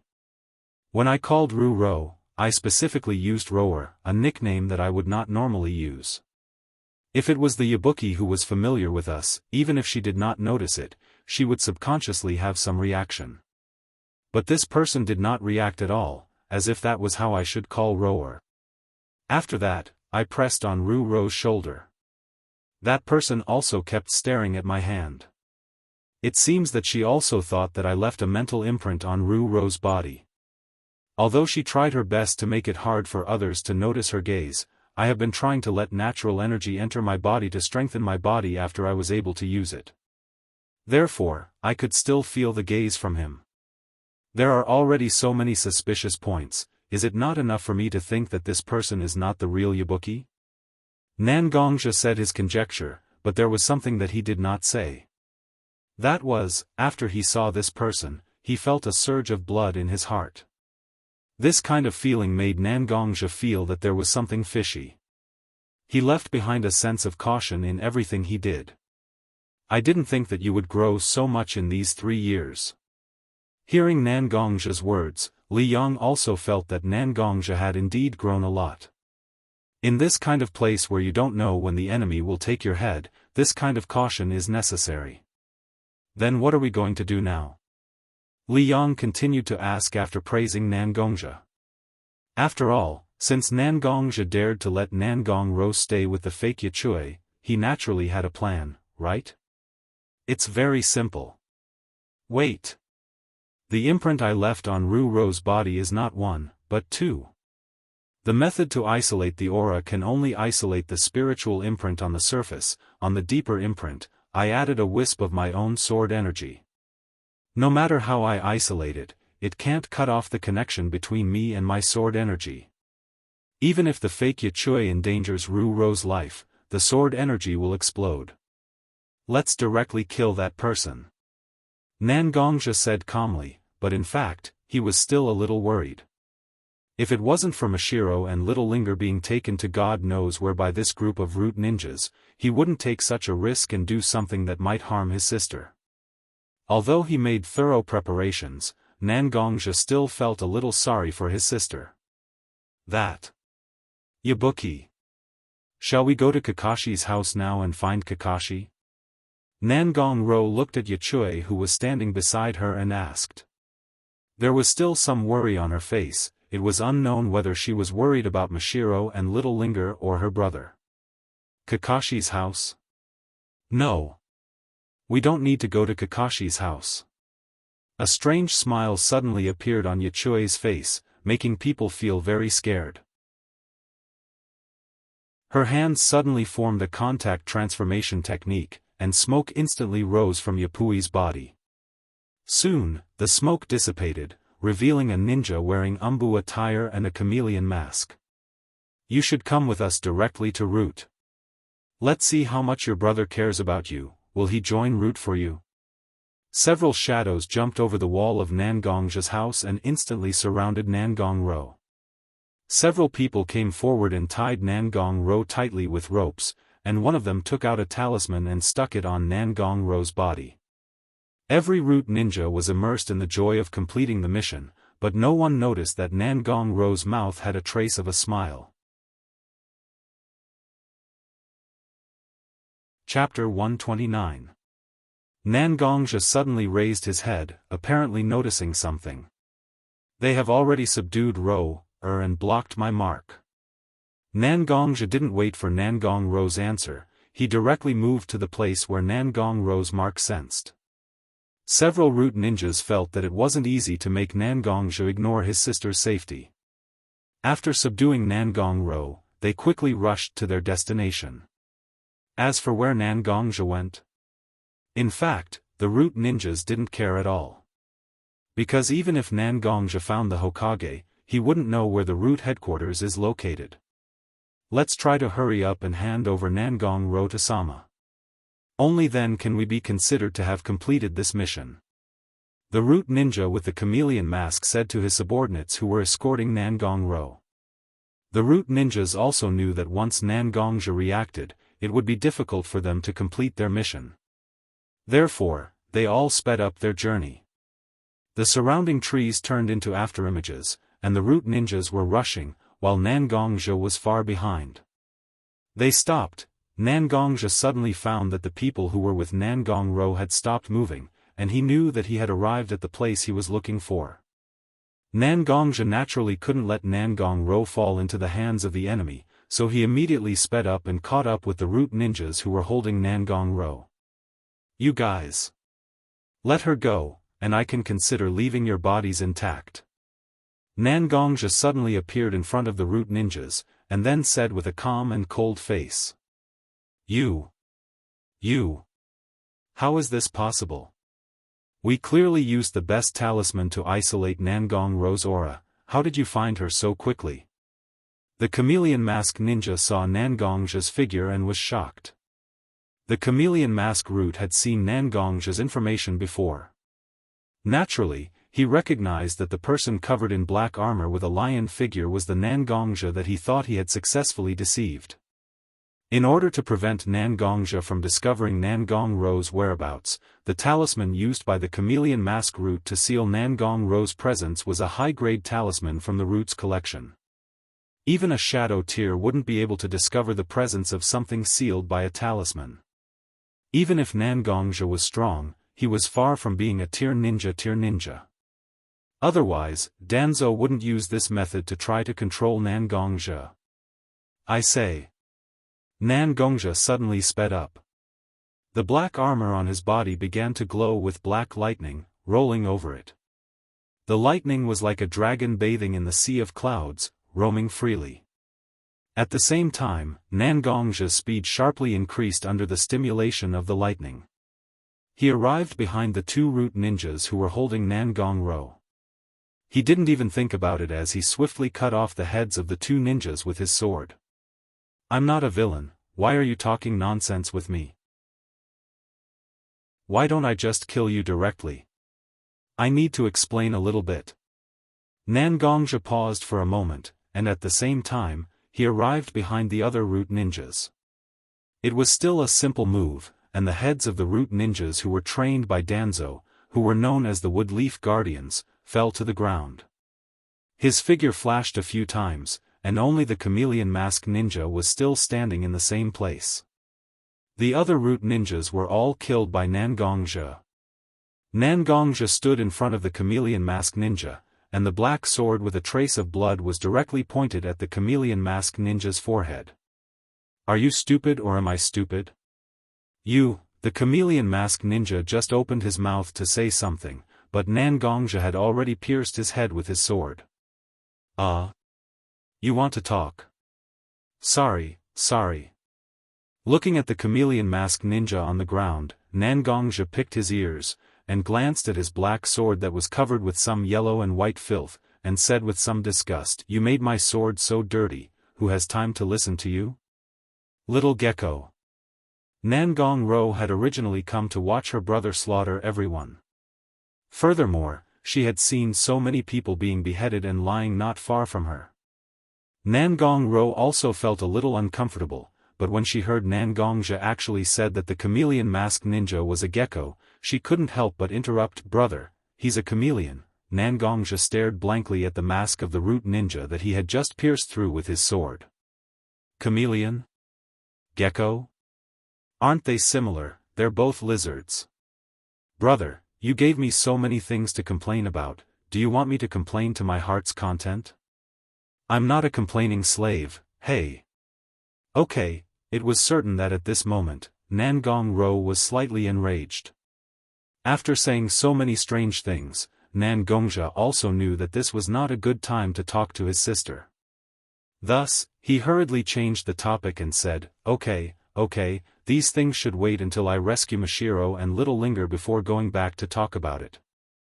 Obviously, Nan Gongro also knew that now was not the time to complain, so she nodded and indicated that these things could wait until everyone returned home to slowly educate her stupid brother. Li Yang, can you build a stable space channel now? Nan Gongzhe suddenly asked Li Yang, who was connected to his life. Of course, these 3 years I haven't been doing nothing, okay? You're preparing to. Li Yang immediately answered Nan Gongzhe's question. That's right, I already feel that Woodleaf is completely unsafe now. It's safer to first send Ruru to the alternate dimension where the Lion clan resides. After rescuing Mashiro and Little Linger, I will also send them to the alternate dimension. When the situation in Woodleaf stabilizes, I will bring them back. But, brother, after listening to Nan Gongzhe's words, Nan Gongro suddenly walked to Nan Gongzhe's side. She just opened her mouth and wanted to say something, but Nan Gongzhe's serious look made her swallow her words. This matter is not negotiable. I love you very much, but I hope that you can be safe and sound. This is also the reason why I didn't agree to let you sign up as a combat ninja, but instead let you become a medical ninja. Nan Gongro looked at her brother and listened to her brother's words. For a while, she couldn't find any reason to refute her brother because Nan Gongzhe's words were indeed reasonable. With Nan Gongzhe's character, he would never let himself fall into any kind of dangerous situation. So she could only lower her head and remain silent. Nan Gongzhe gently placed his black-armored hand on Nan Gongro's head. Just as he was about to rub his sister's head, Nan Gongro suddenly stopped him.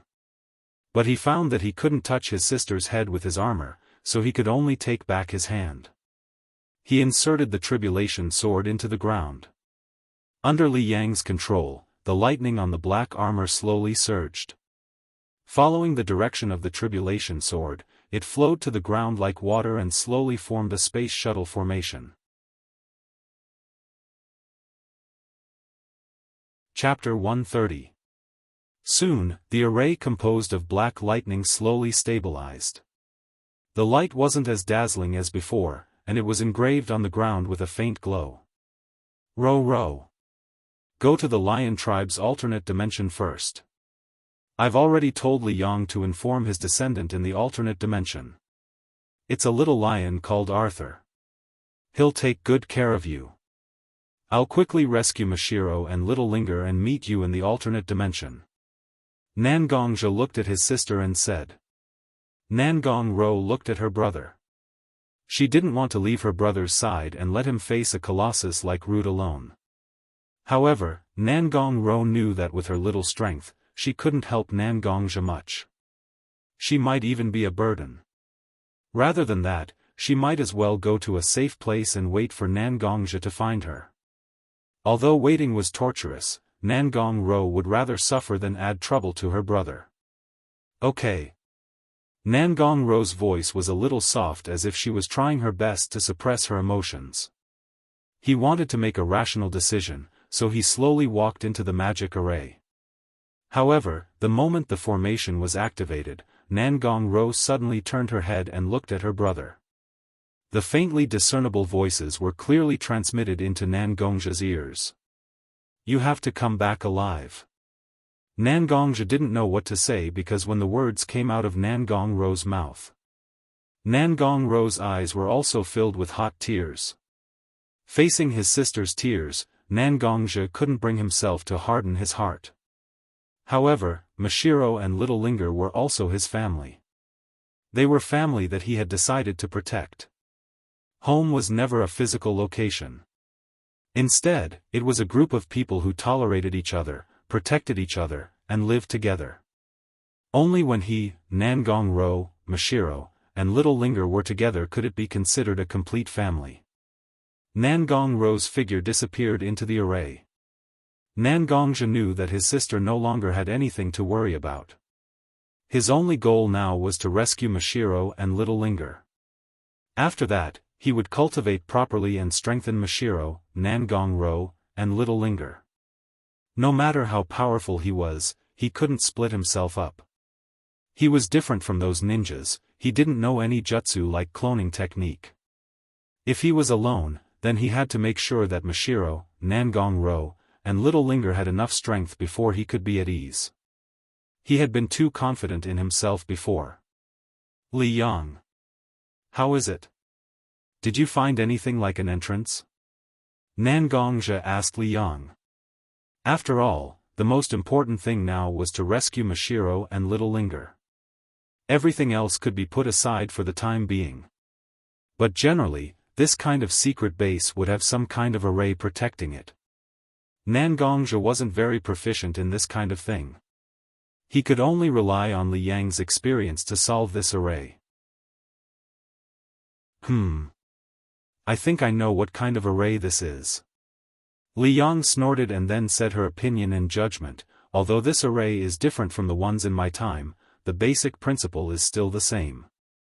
That is, by artificially changing the landscape, flowers, and trees to attract natural energy between heaven and earth, as well as all kinds of elemental energy to achieve the goal of the person who built the array.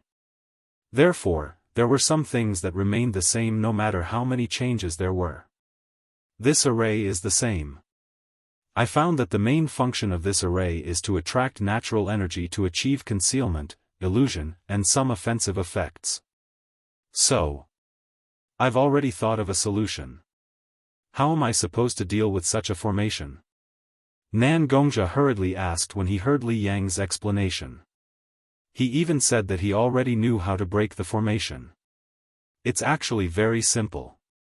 Because you are the best person to solve this array. There are several centers in the array that are used to circulate and regulate natural energy. Only the regulated energy can be used by the array. Once the regulated energy is gone, the array will become unstable. If the energy was too unstable, it would cause the entire formation to collapse. You can use the Calamity Sword to communicate with natural energy. For the past few years, you have been trying to directly use natural energy in your body. So, your sensitivity to natural energy is beyond ordinary people. Even I can't compare to you. Now, as long as you carefully feel the natural energy, you will be able to find the centers used to regulate it. As long as we can destroy these centers, it is equivalent to breaking the array. Nangongzhi didn't understand this kind of thing, but Li Yang explained it so clearly. Nangongzhi also felt that this was the best and fastest solution, so he nodded and closed his eyes to concentrate. A cool feeling began to rise from the back of Nangongzhi's head. At first, it drifted upwards, but gradually seeped into Nangongzhi's brain. For a moment, Nangongzhi felt that his 5 senses were greatly improved. The cool feeling seemed to know that it couldn't do much in Nangongzhi's brain, so it left a part of its energy to maintain the state of Nangongzhi's brain. It followed the spine all the way down, and scattered into several small streams of energy that flowed into Nangongzhi's organs. Then, just like the brain, when the optimization of the organs reached a stable state, the cool feeling gathered again. The cool energy gathered again and slowly entered Nangongzhi's meridians.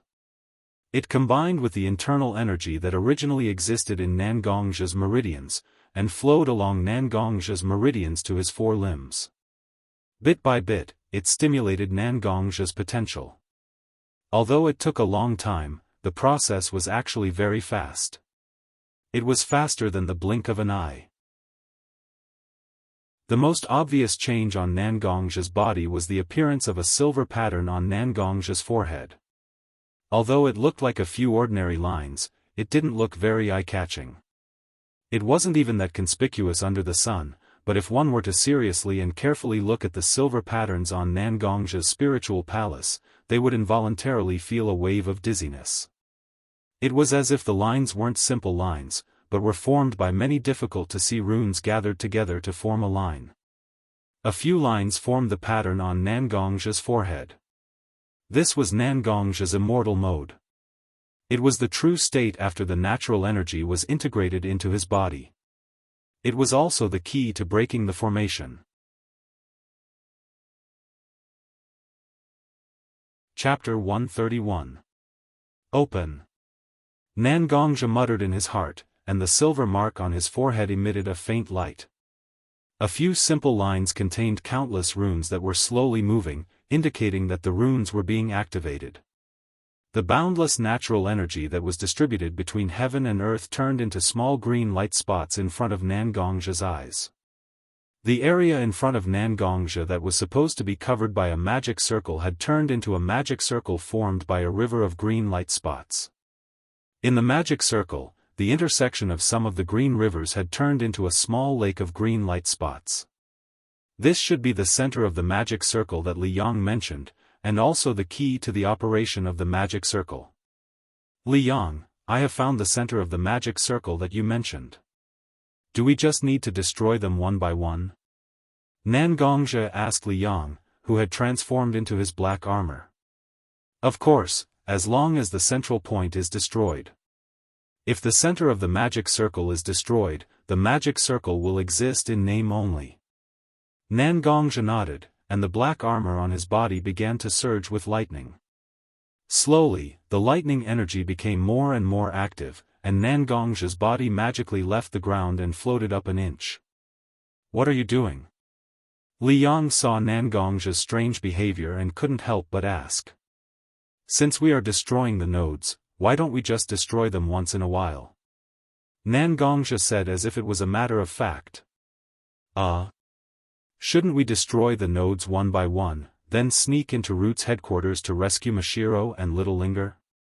Although Li Yang had always been arrogant and violent, he was exceptionally meticulous when doing things. While achieving his goal, he had to pay the smallest price. Nangongzhi's current behavior made Li Yang feel that it didn't conform to his standards. It's very simple. I will use the lightning energy on the black armor to float in the air temporarily and destroy the entire magic circle. Nangongzhi said matter-of-factly. Li Yang, who was in his black armor, was dumbfounded. Why? Won't this attract more enemies? It's not worth it. Li Yang said hurriedly, as if she wanted to stop Nangongzhi from doing such a dangerous thing. This time, the goal was obviously to rescue Mashiro and Little Linger who were captured, so there was no need to mobilize a large number of root ninjas. However, Nangongzhi shook his head. He continued to stimulate the lightning energy on his black armor so that he could ascend even higher. You can't escape. I've worked with root ninjas before, so I know what kind of people they are. Each of them is a member of the huge machine that is Root. They don't care about the life or death of their fellow Root ninjas. Previously, they had specially sent a small team to lure me away from Ruru's side and capture Ruru. Root must have given them a fixed time to carry out the mission. Once they exceed the time limit, Root will automatically think that their mission has failed. Moreover, they must make all preparations to prevent the enemy from invading. In order to not let Ruru fall into danger, I killed the root ninjas as soon as possible. During this time, it's very likely that they have exceeded the time limit set by root ninjas. We can't gamble with our own safety on the enemy's reaction speed. Since Root wants to use Mashiro and Little Linger's lives to threaten me, then at least they won't kill Mashiro and Ruru before I'm completely on the opposite side of Root and can't be controlled. With Danzo's arrogant personality, even if I directly attack Root's headquarters, it will only make him want to recruit me more. Mashiro and Little Linger's lives will also be guaranteed. This is actually a disguised form of showing my strength, to let Danzo and the entire Wood Leaf know if my strength is worth provoking. Nangongzhi said very clearly, very clearly. It also made Li Yang feel that Nangongzhi was already different from the youth she taught little by little. At the beginning, Nangongzhi's experience and methods were actually imitating Li Yang's habits to a certain extent. But now, with the rise of Nangongzhi's strength, and the increase of various things he experienced, the current Nangongzhi has formed his own way of dealing with people. Although this is very good, Li Yang couldn't help but hide a slight trace of loneliness in her heart. In Li Yang's eyes, Nangongzhi was a junior that she watched grow up step by step. Although when he was weak, Li Yang was worried that he would be in danger. But now that Nangongzhi has become such a mature and independent person, the loneliness and melancholy of her own child finally growing up and becoming independent will not disappear for a long time. Since you've already thought it through so clearly, then do things according to your ideas.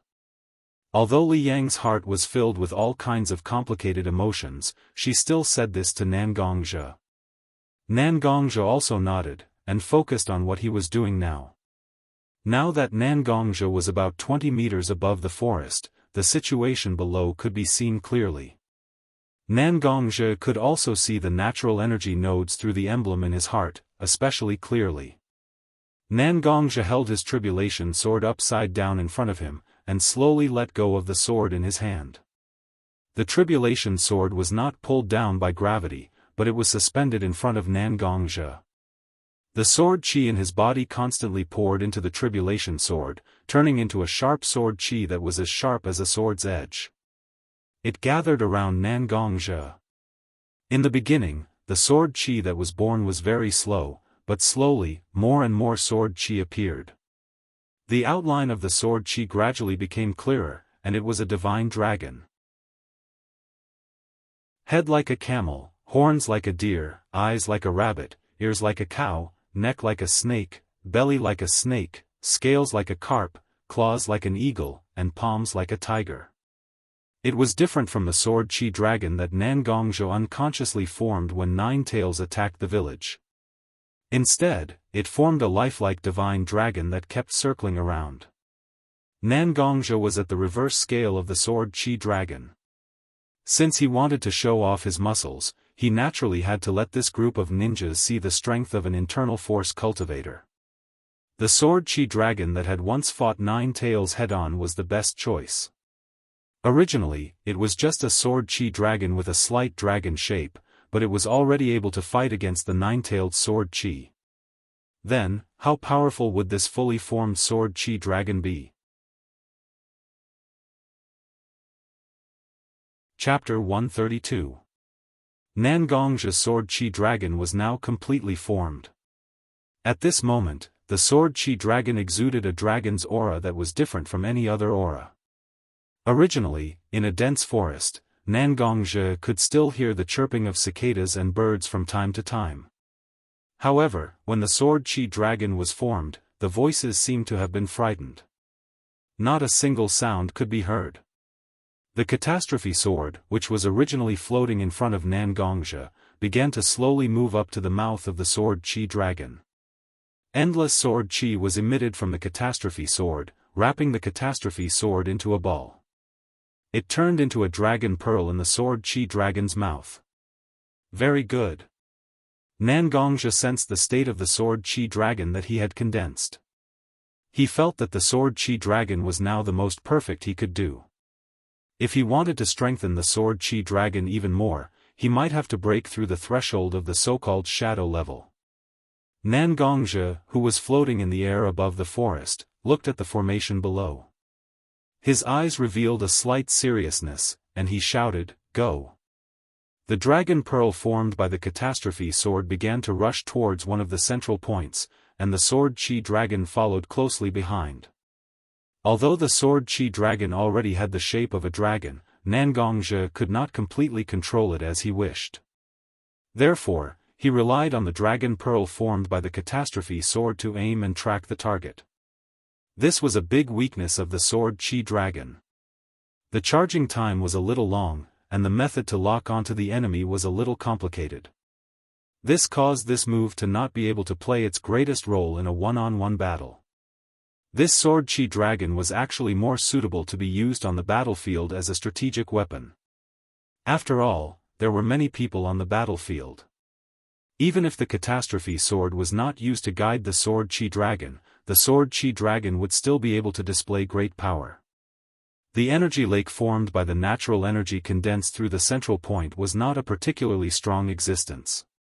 Instead, it was a little too weak. When the sword Qi dragon rushed towards the natural energy lake under the guidance of the dragon pearl's head had just touched the lake when the lake was washed away. The natural energy that was washed away did not dissipate into the world.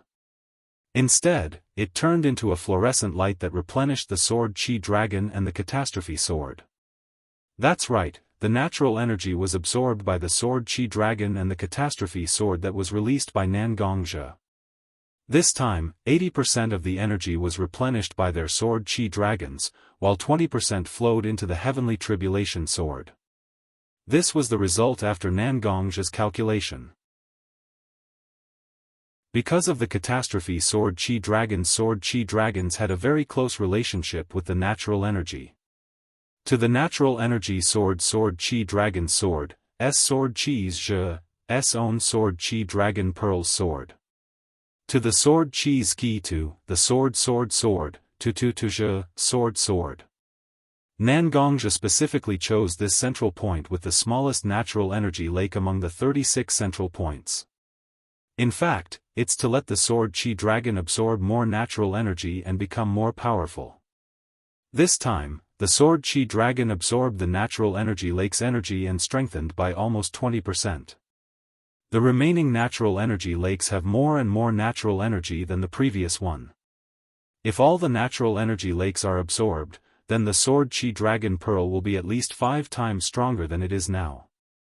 It can be said that this sword Qi dragon pearl has already surpassed the strongest summoned beast in the world.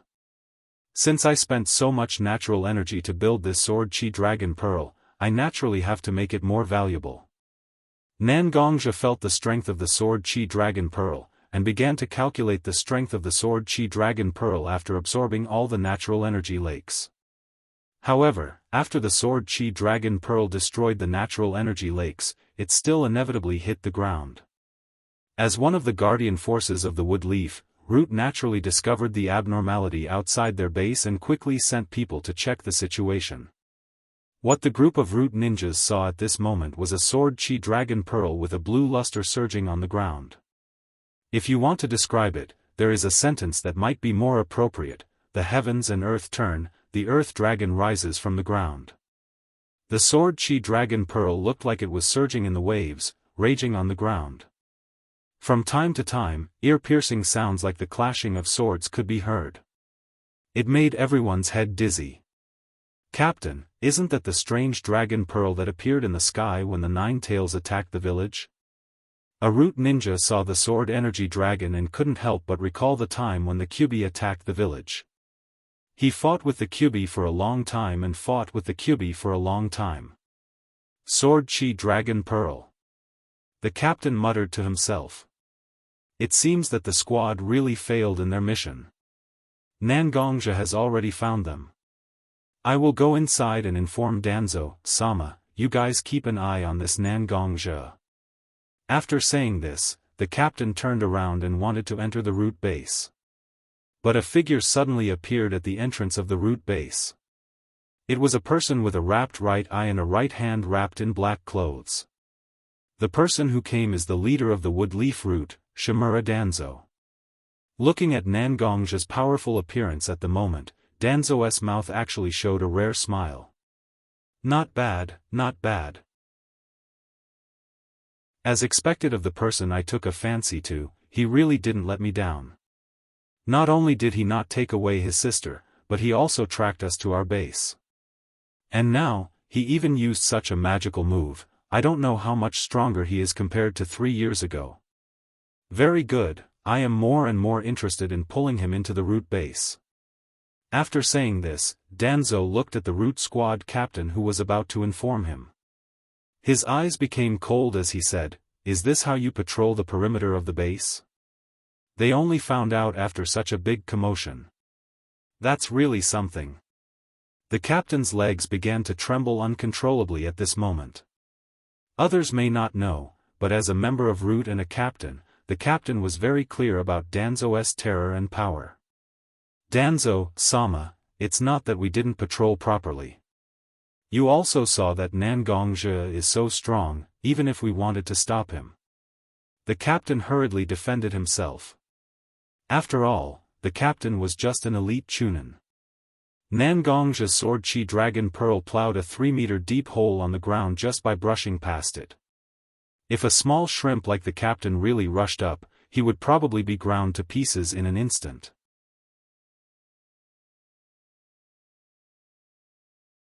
Chapter 133. Danzo just quietly listened to his subordinate's explanation without any change in his expression. It was as if he was listening to a story that had nothing to do with him. Not only did he not feel anything, but he also felt a little dispirited. "Are you done?" Finally, when the squad leader wanted to say something, he saw Danzo's expression. His legs immediately went soft, and he knelt on the ground. Sir. I beg you, since I joined Roots, I have been doing my best. I have done a lot of dirty work, even if I don't have any merits, I still have some hard work. Please spare my life on account of my unwavering loyalty to Root, my lord. Sir.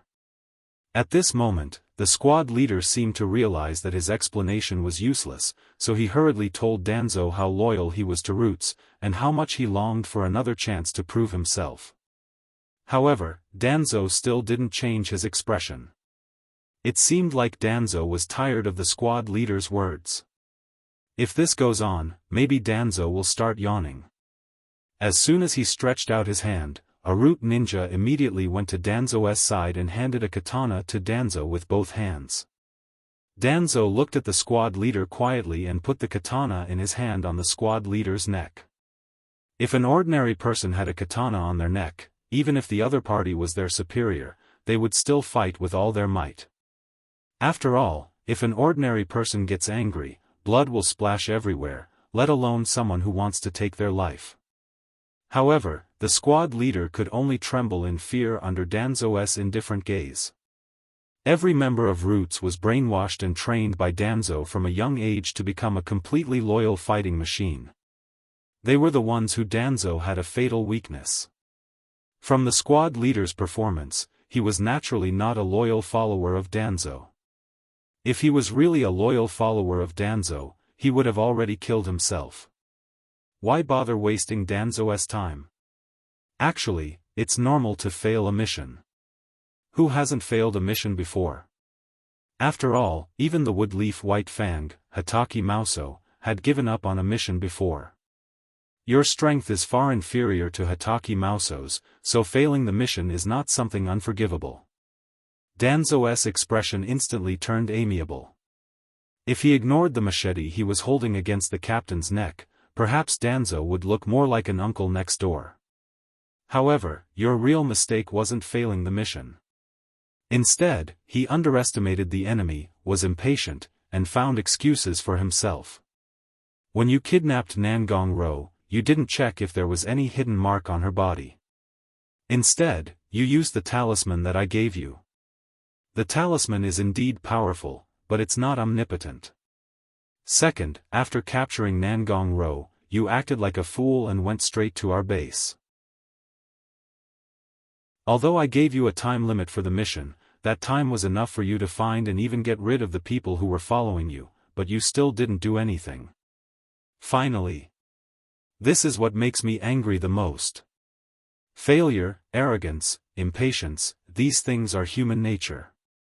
Even if I am angry with you, I won't harm your family, but you have been looking for excuses for yourself. You are forcing me to take you, kill. Chicken.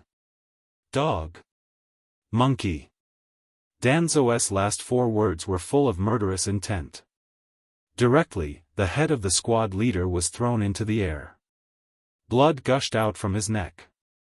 Danzo didn't pay attention to the body of the squad leader who was still in a kneeling position. Instead, he looked at Nangong Zhe. I have already seen through it. I don't know what method this kid used to destroy the center of the formation and absorb the formation's energy at the same time. But I am too lazy to stop him. Since I want to subdue him, I naturally have to defeat him when he is at his strongest. Come on.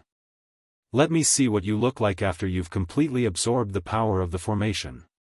Danzo muttered to himself, but Nangong Zhe naturally couldn't hear it. However, Nangong Zhe was also very puzzled. The commotion he created wasn't small. No matter how stupid the root ninjas were, they should have organized a force to stop him after such a long time. Originally, Nangong Zhe had expected that he would only be able to absorb half of the 36 central nodes, which meant that he would have made a profit by absorbing 18 of them. However, Nangong Zhe had already absorbed 27 of them. Only the 9 strongest central points had yet to be absorbed. This made Nangong Zhe feel a little flustered, because all of this was too illogical. Fine. Since I can absorb more natural energy, I'll be able to increase my own strength. Why not? Even if Danzo really has some kind of plan. That way, I can have more bargaining chips to fight him head-on. Nangong Zhe thought for a while and finally figured it out. He directly absorbed the natural energy that was easily scattered by the sword energy dragon without any scruples. Time passed by like this, with Nangong Zhe's eagerness and Danzo's indifference, time naturally passed faster. Boom! A loud explosion occurred on the ground. This was the sound of Nangong Zhe breaking through the last and strongest center of the formation. The energy wave instantly swept the surrounding ground. The trees near the center of the energy wave were also overturned by the energy wave. They became crooked, and a few were uprooted by the energy wave and thrown into the distance. Nangong Zhe finally absorbed all the natural energy. He felt his aura and the energy level of the sword energy dragon. Nangong Zhe knew that this is already the strongest power he can exert. This is also the only chance Nangong Zhe has to fight for his life. If he can't fight against Danzo like this, Nangong Zhe can only desperately rescue Little Linger and Mashiro, and directly use the formation to teleport them to the different space where the Lion Clan is, and wait for the limelight to pass before returning to the ninja world. Of course, now is not the time to think about the escape route. Now, Nangong Zhe only needs to fight to the death. Seize all possible opportunities to win, and fight against Danzo head-on. Fight! and then win. Only in this way can Nangongzhi realize the martial arts spirit in his heart. Maybe this is also the time when Nangongzhi breaks through the bottleneck, and truly combines the three elements of heart, technique, and physique into one, breaking through to the so-called Kage level. This battle had to be fought. Chapter 134. Danzo. Nangongzhi looked at Danzo, who was standing on the ground, and for a moment, his face became ugly. Because in Nangongzhi's view, even if he is not the strongest person in Woodleaf, he is still a powerful Woodleaf ninja. However, Danzo simply watched Nangongzhi destroy the root guard's formation with an indifferent look on his face. He didn't even try to stop Nangongzhi. If you have to describe Nangongzhi's mood at this moment, it's like a lion performing on a stage. Baring his fangs, he wantonly showed his strength. But a beast tamer just stood beside the lion with an indifferent face, quietly watching the lion pretending to be strong, gently stroking the slightly rough leather whip in his hand, waiting for the lion to feel the proudest and give it a fierce whip, making the lion completely submit. Just like that, he became a well-behaved cat that can only submit to his own strength. Nangongzhi's sword energy dragon was staring at Danzo and the group of root ninjas behind Danzo. Originally, under the deterrence of dragon's might, the legs of many root ninjas were slightly trembling due to fear. If one could see through the white masks painted with various patterns on their faces. If you look at the white mask on their faces, you can even see that most of their faces are slightly pale, and because of the pressure, their faces are unnaturally flushed. But Danzo just quietly looked at Nangongzhi's sword energy dragon without a trace of fear. He just had an indifferent expression, as if no matter how strong Nangongzhi is, no matter how powerful the sword energy dragon is, it can't affect Danzo's heart at all. Hero? Dragon? Danzo didn't care about any of this.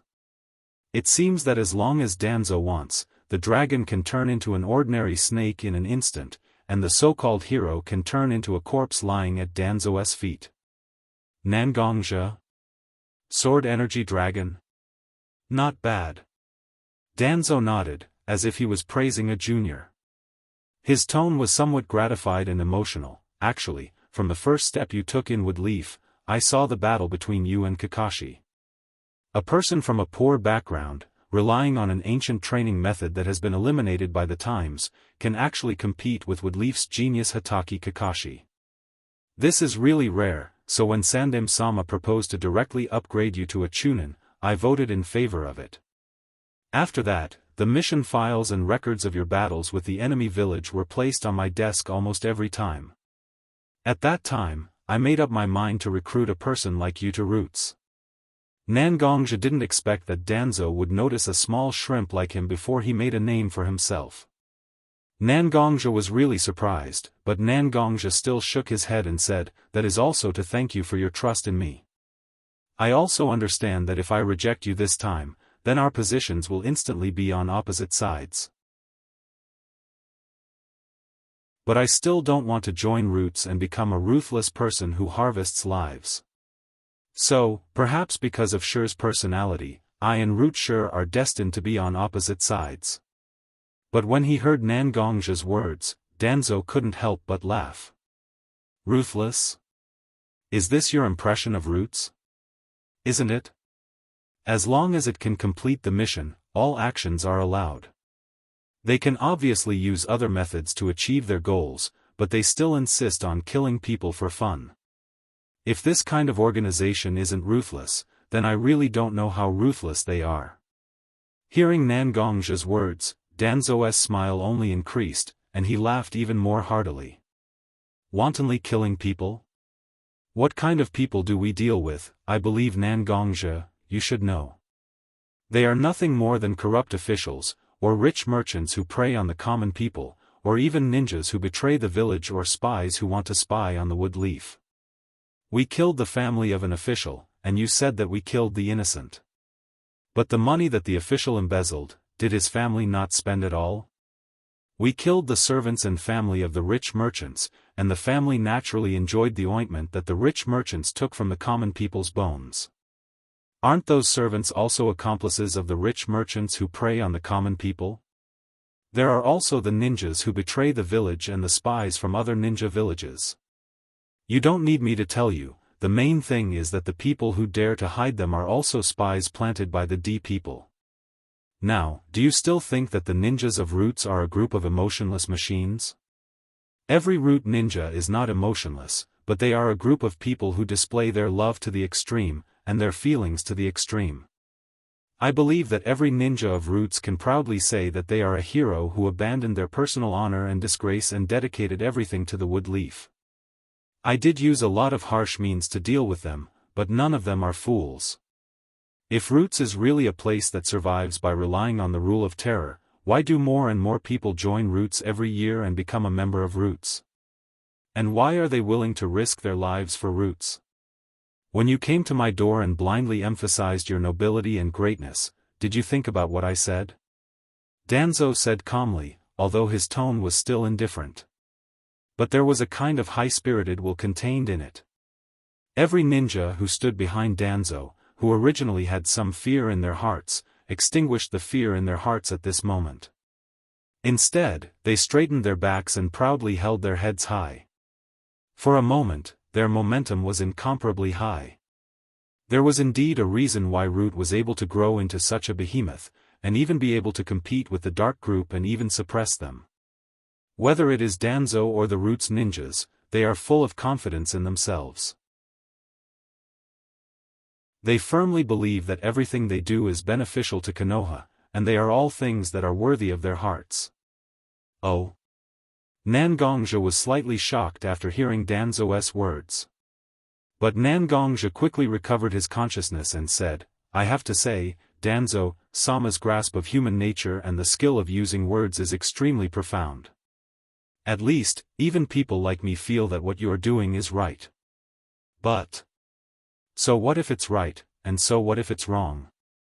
You have neglected an important thing, and that is, I don't care whether the wood leaf becomes stronger or more rotten. Wood leaf has never been my home, I just regard it as a place for me to stay.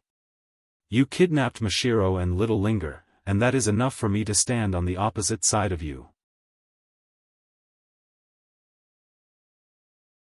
Chapter 135.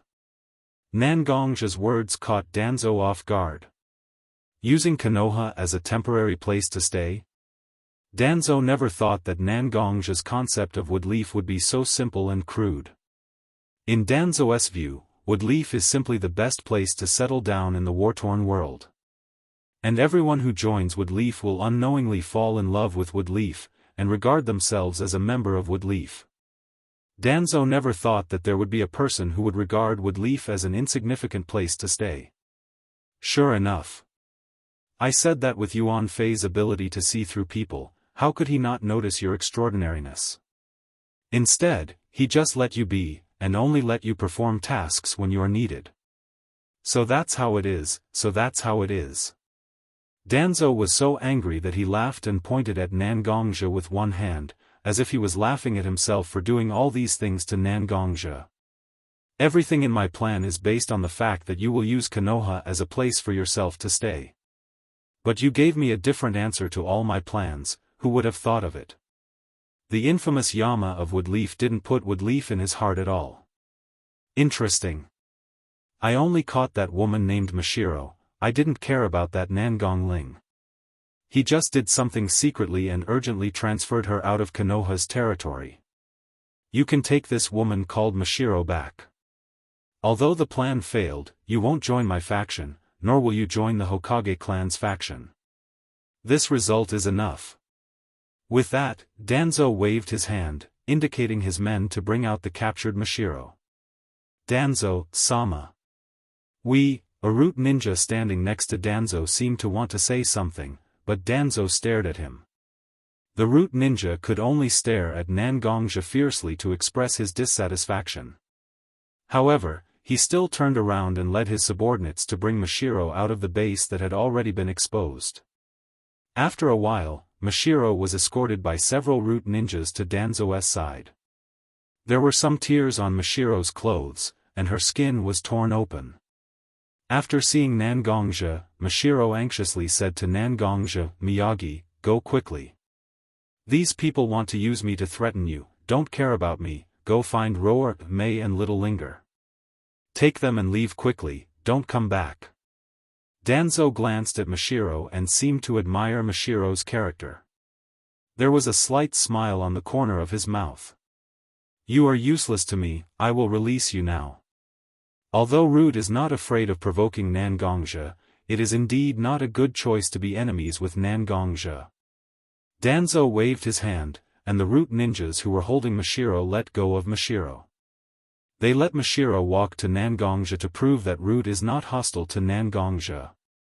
Mashiro was already injured, so the actions of the Root ninjas weren't that gentle either. So when Mashiro was released, he staggered and almost fell to the ground. But Mashiro didn't care that his clothes were stained with mud, and his face was dirty with mud. Just like that, he stumbled toward Nangongja. When Nangongja was sure that there was no movement from Root, he urged the Sword Energy Dragon to circle up and wrap Mashiro in it. This was to prevent the Root ninjas from coming up with any tricks. Mashiro, Nangongja's figure came out of the Sword Energy Dragon's reverse scale and came to Mashiro's side. He called Mashiro's name and gently hugged Mashiro, who was covered in wounds. She gently patted Mashiro's head with one hand and said softly, "Don't worry, I will never let Root threaten you again. Since I promised you back then, I will protect you well and treat you as my real family. I will do my best to protect you and not let you suffer the slightest grievance." After saying that, Nangongja even intentionally or unintentionally glanced at Danzo, who was standing in front of the Root ninjas. Nangongja, remember our agreement. From today onwards, you will not stand on my side or Yuan Fei's side. Danzo didn't pay attention to Nangongja's eyes, but he emphasized the deal between them. Of course, although I don't like your way of doing things. But I have always been a man of my word. Since I promised you, I will not go back on my word. Nangongja said, but Danzo frowned with some dissatisfaction. I never believe a person's promise. Since there is an agreement, I naturally have to leave something as proof. Nangongja naturally heard about Danzo's suspicion. So Nangongja was not surprised that Danzo would make such a proposal. Proof? You want? Before Nangongja could finish his words, Nangongja's abdomen was pierced by a kunai. Even Li Yang's black armor couldn't stop this kunai. Chakra formed a thin layer of sharp edge on the edge of the kunai. This kunai was made of rare chakra metal. It was extremely sharp. The proof I want is very simple.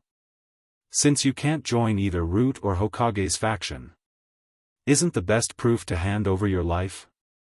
Only in this way, you won't have the slightest chance to go back on your word. Danzo said. Nangongja was familiar with Root.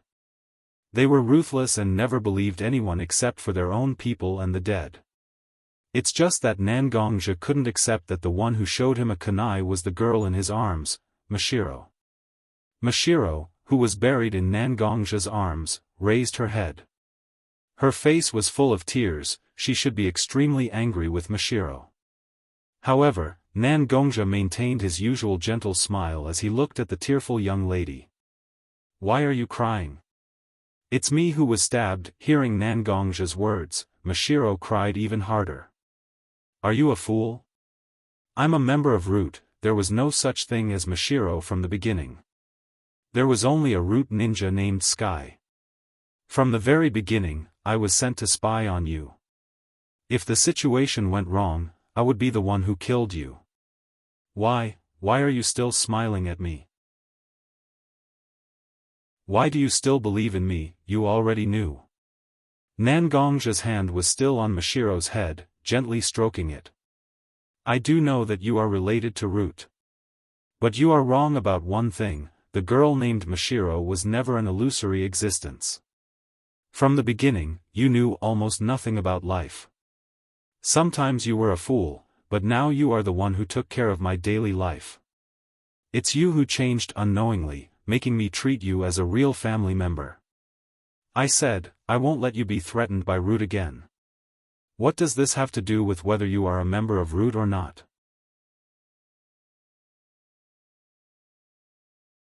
Chapter 136. Are you an idiot? I've already betrayed you like this. Mashiro looked at Nangongja and couldn't help but ask. In Mashiro's eyes, Nangongja had never done anything impulsive in front of her. However, Mashiro knew very well that Nangongja would show his cruel and cold-blooded side when he was really angry. Mashiro learned this from observing Nangongja's daily state and some information from Root. Otherwise, how did Nangongja get his title of King of Hell? However, if Nangongja really did it, it would be fine. That's fine, it won't make Masabai feel any more guilty. You're talking about this thing? Nangongja grabbed Mashiro's kunai and slowly pulled it out of his abdomen. Although Mashiro was holding the kunai in her hand, Mashiro didn't have any strength left. She could only watch as Nangongja slowly pulled the kunai out. Blood splattered everywhere as the kunai was pulled out. You don't have any more now, right? Nangongja looked at Mashiro and revealed an extremely gentle smile. It was as if the person who was bleeding was someone who had nothing to do with him.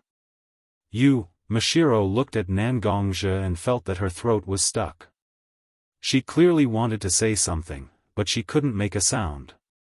She clearly wanted to break free from Nangongja's embrace and push him far away, but she didn't have any strength left. She could only nestle in Nangongja's embrace. Indecisive and soft-hearted. Originally, I had some expectations for you and thought that you were a ruthless character like me. But in the end, you're only at this level? Danzo looked at Nangongja and Mashiro who were cuddling with each other. His eyes were filled with disappointment. He felt that his judgment of Nangongja might have been wrong. She was a person who cared about love and could forgive others with a smile even if she was stabbed in the back. How could he be a ruthless character? It was really disappointing. Indeed, sometimes I don't act like a qualified ninja.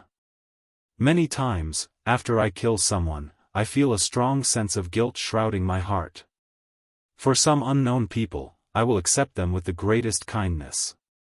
Perhaps in your eyes, Danzo-sama's eyes, these things are simply inconceivable. But I have never regretted it. Because, although I'm a ninja, I've never thought that I'm a qualified ninja. Resentment, love, hatred, kindness and malice. As a ninja, you have to use the greatest malice to guess the opponent's mind. But, how many people have broken through the boundary of good and evil, or even directly fallen to the side of darkness? Nangongja's words were actually a kind of interrogation for himself. Was he good or evil, cruel or merciful? When Nangongja spoke these words, the answers to all these questions in Nangongja's heart began to become clear. I've thought for a long time, and I realized that I don't know whether I'm good or evil. Because I've actually stepped into both, but now I'm not willing to agree with either. Good and evil is the biggest lie of human nature. It's an illusory rule made up by groups of people.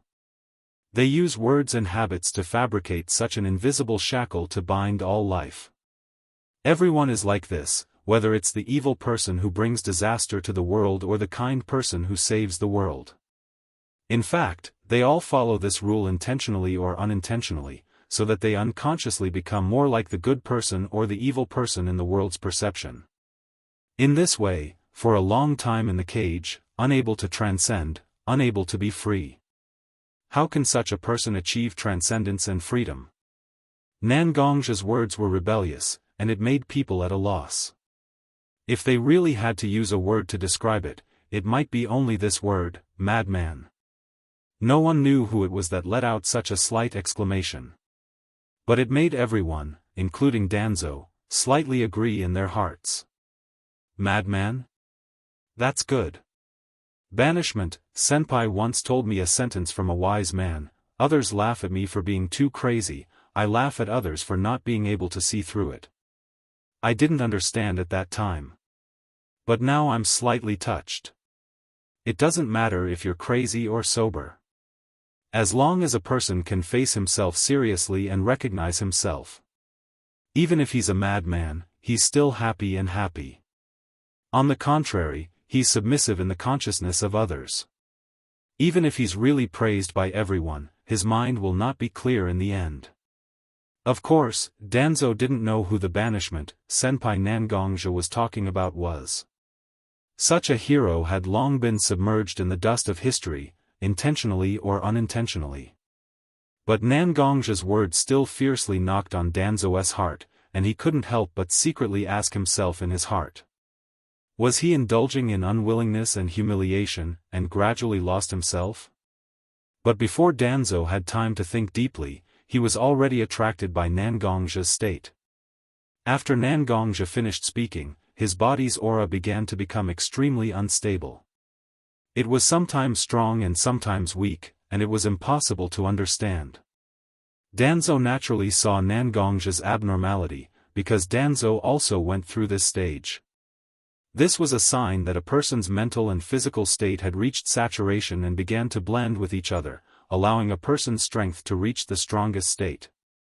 Everyone's way of breaking through to the Kage level was not fixed. Not to mention others, Danzo reached the Kage level because of the intense humiliation and unwillingness in his heart when he didn't get the position of Hokage. As for Nangongja, he was even more surprising. He actually began to analyze his own mind, and began to break through to the Kage level under the condition of understanding his heart. If it was in a normal state, a slight noise may be able to interrupt the process of a person's promotion. This process was so fragile. But at this moment, Nangongja's body was surrounded by a powerful sword chi dragon, unconsciously forming a barrier that separated him from the outside world. And the only person who could possibly interrupt Nangongja's promotion was Mashiro, who was also surrounded by the sword chi dragon. But looking at Mashiro's current state, Danzo was sure that even if he gave any order that could endanger Nangongja, Mashiro would definitely ignore it without hesitation. TSK.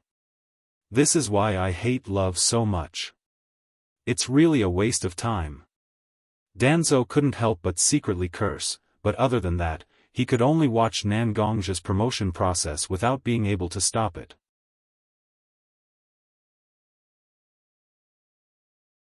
Chapter 137. The sword is a vicious weapon since the ancient times. Although some people say that it is the king of all weapons, it cannot change its nature. It has become a tool to reap lives. Therefore, if a person uses the sword with good intentions, then the sword can save people and support the world. If a person uses the sword with evil intentions, then the sword can slaughter thousands of people. The sword will always be a tool. The only one who can decide the fate of the sword is the person holding it. Some people say that I am a demon who kills people like scything flax. Some people say that I am a cruel and violent madman. However, I am me. That person holds a sword and drinks wine. Banishment of those who kill each other and those who save those who want to save. I will always be a banishment. Young man, there will be a day when you see yourself clearly. When that time comes, don't forget. You are just a person, an ordinary person who can still cry and laugh. Just do as you wish. Nangongja didn't know what kind of state he was in. He only felt that his whole body was wrapped in a kind of gentle power. Even his abdomen that was stabbed by Mashiro didn't feel any pain now. Mashiro indeed didn't have the intention to kill Nangongja. Perhaps it was subconsciously that Mashiro's kunai avoided Nangongja's vital points. Although he lost a lot of blood, it didn't affect Nangongja much.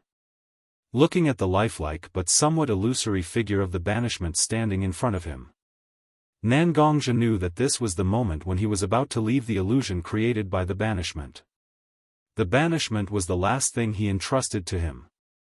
He didn't know if the banishment had expected that with Nangongja's character, he would inevitably face this kind of interrogation.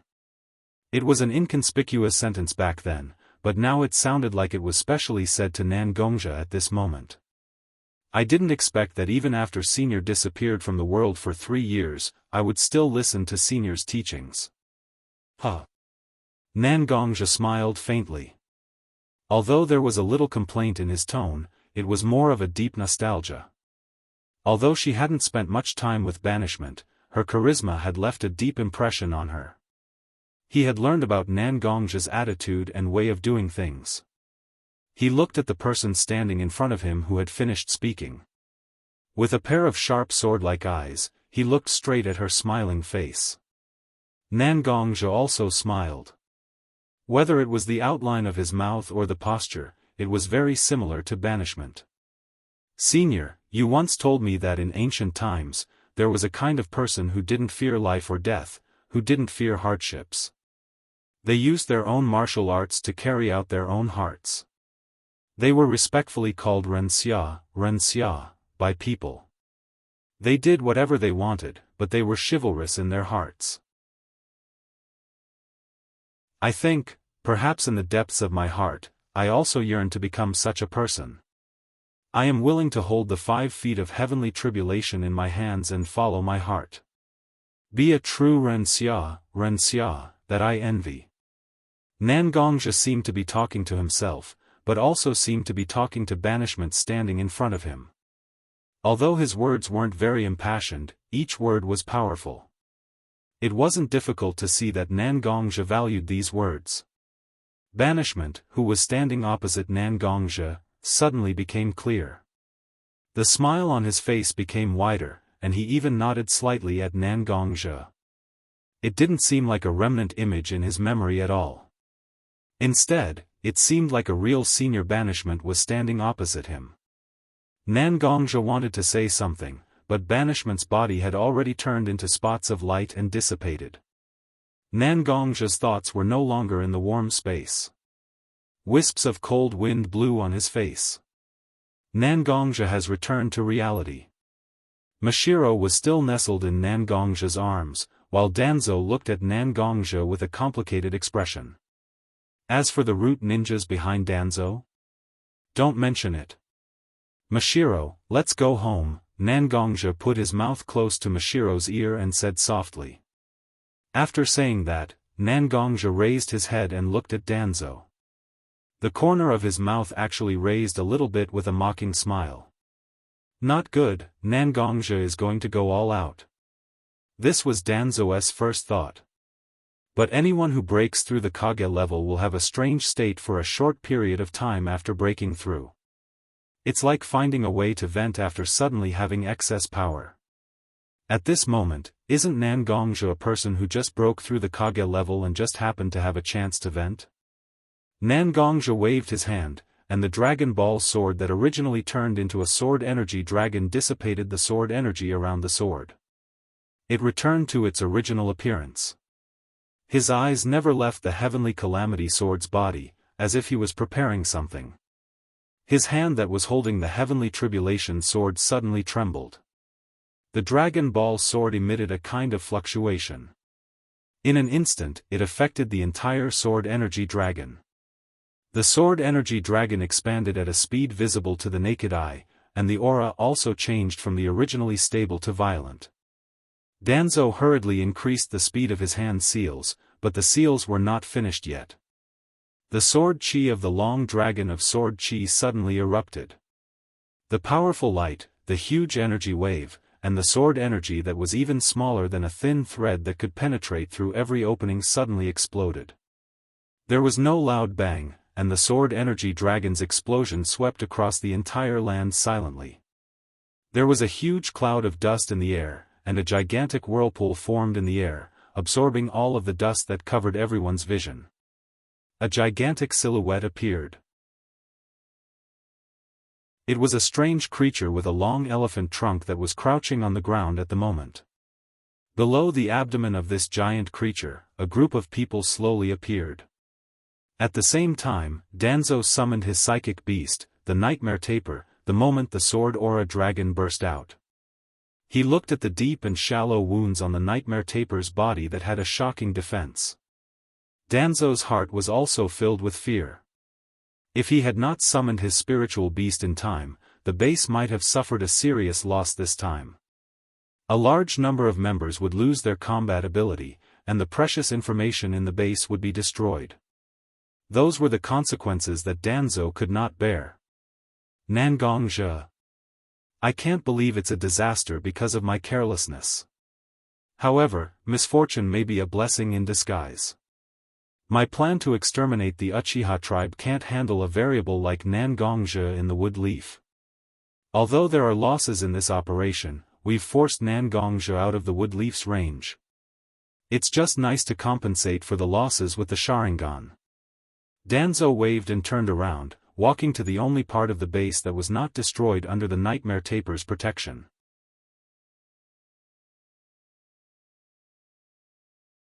Chapter 138. When Nangongzhe reappeared, he was already in the alternate dimension of the Lion tribe. "Brother, are you hurt?" Nangongzhe was anxiously waiting at the teleportation point of the Lion tribe. Not much time had passed since Nangongzhe sent his sister to the alternate dimension of the Lion tribe to Nangongzhe rescuing Mashiro. Therefore, Nangongzhe had been waiting near the teleportation point, hoping to see her brother as soon as possible to confirm if Nangongzhe was hurt.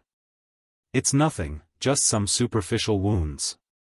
It doesn't affect anything. I already know that Little Linger wasn't captured. I'll go find Little Linger now and bring her to the alternate dimension of the Lion tribe." Nangongzhe's complexion was normal. Although his body was slightly tired, there were no obvious signs of abnormalities. Nangongzhe also knew that her brother's body was fine. "Sister Mashiro, are you okay too?" Nangongzhe looked at Mashiro, who was nestled in Nangongzhe's arms, and asked. There were many wounds on Mashiro's body, some shallow and some deep. Perhaps the people from Root wanted to confuse Nangongzhe, but they left many wounds on Mashiro's body. Moreover, they didn't hold back at all. Every wound was left on Mashiro's body. At this moment, Mashiro was still a little weak, and her face was sickly pale. He opened his pale mouth, as if he wanted to say something. However, after opening it a few times, she closed her mouth weakly. Nangongzhe could also see that Mashiro might be feeling guilty for stabbing herself, so he helped Mashiro cover up. "Alright, Little Linger is still outside, and we can't be completely sure of her safety. Mashiro has never cultivated before, and her body is also weak. Now that I think about it, we can't talk properly. Let her have a good rest." Nangongzhe's words weren't completely flawless. However, Nangongzhe also knew that Little Linger was in a dangerous state. It wasn't the time to mind Mashiro's problem. Although Nangongzhe knew some emergency bandages, he didn't have time to treat Mashiro. Although her injuries hadn't reached a critical state, she still needed to be treated urgently. "Alright, let's not talk anymore. I have to find Little Linger as soon as possible. I'll leave Mashiro to you." Nangongzhe knew that he couldn't lie in front of his sister. The two of them were too familiar with each other. If Nangongzhe had any unnatural behavior, Nangongzhe wouldn't be able to hide it. Nangongzhe quickly placed True White in front of Nangongzhe and glanced at Arthur, who was beside him, and said, "Don't worry. Little Arthur, please take care of Sister Mashiro and Sister Ruru, Little Arthur. Roar, don't worry, leave it to me. I, the Lionheart King, am super powerful." Nangongzhe stepped forward, patted Little Arthur's head, and stepped into the teleportation circle. Nangongzhe and Mashiro looked at Nangongzhe's back in a daze. Both of them had their own thoughts, but they didn't ask each other about it.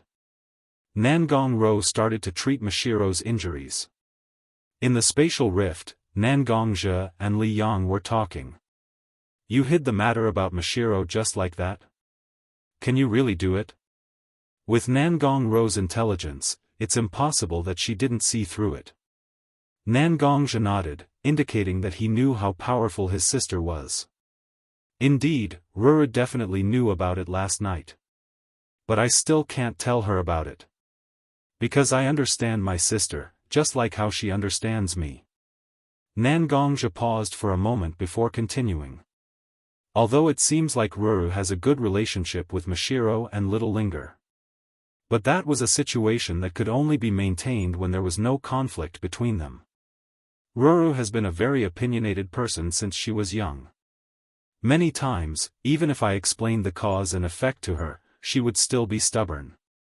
If Ruru really knew that Mashiro was a spy from Root, and even stabbed me, she wouldn't be able to do it. I really don't want to imagine what Ruru would do. Moreover, I teleported her to the Lion Tribe's alternate dimension. She must be regretting that she couldn't help me. Once she knew about Jinbai's situation, she would be completely enraged. She might even do something bad. I have to hide it from her, at least for now. When I have the chance, I'll explain it to her. Nangongja spoke sincerely. Nangongja naturally understood Nangongro. Therefore, Li Yang couldn't say anything else. But she still reminded Nangongja.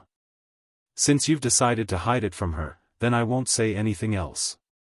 Then I won't say anything more. But you must pay attention to it. Even if you want Nangongro to know something about Mashiro, it must come from your mouth. Otherwise, if an enemy adds oil to the fire, it will be a huge problem to drive a wedge between your family members. Li Yang could be said to be a veteran who had been in the world for a long time. There were some things that Nangongja couldn't think of or didn't want to think of. Li Yang felt that it was his responsibility to remind Nangongja. Good medicine is bitter, but honest advice is unpleasant. There were some things that had to be said. I understand. Nangongja and Li Yang's lives were connected, so there were fewer taboos between them. The best proof was that Nangongja could still listen to Li Yang seriously even though he was talking about such a sensitive topic. Whether it was Li Yang's attitude or her experience, it was an important supplement for Nangongja. When the two of them are together, they are the real Konoha's Yama known by the ninja world. Before Mashiro was captured and brought to Root's base, such a place naturally has a way to block the transmission of space coordinates. I thought that Little Linger and Mashiro were together, so I didn't try to get close to the coordinates through the transmission circle. But now that Little Linger isn't in Root's base, and I have confirmed that Little Linger's coordinates can still be detected, then we can directly go to Little Linger's side and bring Little Linger to the Lion Clan space as soon as possible. Although Little Linger has only been a ninja for a short period of time, now I have to let her get out of the farce of acting as a ninja. Nangongja felt Little Linger's aura, then slowly and quickly moved to the place where Little Linger was.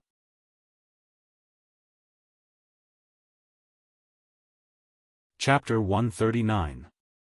Ayaya, we finally have a mission that doesn't involve hoeing fields or searching for lost pets. Little Linger was very excited as she walked on the road. In the morning, Little Linger just met up with her instructor. The instructor brought Little Linger a piece of good news. Their class is finally going to accept a mission outside the village. But he didn't say what the mission was, he just said that because the mission was a bit urgent, they had to leave immediately and there was no time to inform their family. Although Little Linger doesn't understand why they can't inform their family, the joy of leaving the village has already rushed to Little Linger's head. Moreover, going with Little Linger is also the Uchiha family's Uchiha Yuri Koyuri. The two of them graduated from the same class, so they were assigned to the same ninja team. The other member of their team is actually in the same class as Little Linger and Mashiro, but his performance has always been mediocre, and he doesn't have a sense of presence. It seems like, his name is something Irika. But Jitian seems to have a fever. This mission can only be carried out by their instructor, Little Linger, and Uchiha Yuri Koyuri. Looking at Little Linger chattering in front of him, Yuri Koyuri seemed to feel that it was very noisy, so he slightly frowned and said, "Nangong Ling, don't be like this, okay? You don't only represent yourself, but also the reputation of Nangong Sensei. Your every move may change people's perception of Nangong Sensei. If you always act like this, it will make Nangong Sensei very embarrassed." In the beginning, Yuri Koyuri didn't like Nangongja. But since Yuri Koyuri was selected by Nangongzhe as his class representative, the intersection between the two has become more and more frequent. Yuri Koyuri's impression of Nangongzhe has also begun to change little by little. In Little Linger's words, he has become Nangongzhe's crazy fan. I like to be crazy. No matter what I do, Brother Nangong is still my brother. It has nothing to do with you, you can slowly envy him. That's right, Little Linger began to ridicule him. You are simply unreasonable. I'm unreasonable. Well, the two of them stared at each other like that. Little sparks that could be seen with the naked eye burst out between the two of them. However, an ordinary-looking pendant hanging on Linger's chest emitted a burst of green light. Your chest is glowing. Yuri Koyuri was standing opposite Little Linger, so he naturally saw the pendant on Little Linger's chest clearly. Glowing? What glowing? I think you are just envious that Brother Nangong gave it to me. Why is the pendant that Brother Nangong gave me glowing? Suddenly, the pendant slowly floated up from Little Linger's chest. The light began to become brighter and brighter. Suddenly, the pendant emitted a strong green light. It made people unable to see what was in front of them. After the strong light dissipated, their vision gradually recovered. A figure wearing black armor stood near the two of them. Brother Nangong. Nangong. Sensei? Little Linger and Yuri Koyuri simultaneously discovered that the person wearing black armor standing on the ground was Nangongzhe, whom they were just talking about. The two girls' cheeks became slightly pink for a moment. However, Nangongzhe didn't care about the performance of the two little girls. Instead, he stared at the Jonin who was walking behind the two little girls. Root? Nangongzhe's tone was slightly gloomy, even the two girls could feel the anger in his voice. Nangong Jonin. Woodleaf Yama? When the instructor saw Nangongzhe, he didn't expect that Nangongzhe would appear here. In fact, this instructor was indeed a ninja from Root, but due to various coincidences, he became a Jonin who led a few genin. Although no one told him directly, the instructor knew that he was a backup plan placed by Root beside Nangong Ling. If the mission failed, then Nangong Ling would become an excellent target for coercion. Root? It was still the same words and the same tone. But Nangongzhe's words made people feel even more gloomy. I am Nangong Ling's instructor Jonin, why must I cooperate with Root? The instructor knew that his identity couldn't be exposed like this. Unless Nangongzhe directly went to Root's personnel department to check the information. Otherwise, it was impossible to find out the slightest bit of information about his identity. So when he spoke, he was actually a little bit fearless. Root. Although Nangongzhe said the same words at this moment, his tone was very firm. Obviously, he had made a conclusion in his heart. Wait. I am. The instructor naturally knew that Nangongzhe wanted to kill him. No matter what kind of person he was, it was impossible for him to be so calm when facing the net. The fear in his heart urged him to explain himself. But Nangongzhe's sword flashed, and the instructor's head flew into the sky just like that. Under the effect of the heart, a column of blood gushed up to the sky. Whether it was Little Linger or Yuri Koyuri, they had never seen such a bloody scene before. For a moment, their stomachs were overturned, and it was as if they were going to vomit. Brother Nangong? After all, Little Linger was closer to Nangongzhe. Although she didn't understand why Nangongzhe wanted to kill this instructor Jonin who treated her well, she still didn't understand. But she still called out Nangongzhe's name with the fear and disgust in her heart. Although Nangongzhe had just killed someone, he wasn't controlled by the emotions of killing someone. Instead, he turned around and told Little Linger the whole story. Of course, Nangongzhe still hid the fact that Mashiro was a fan. So, that organization called Root wanted to kidnap Mashiro-san and Roar-san to threaten brother to work for them.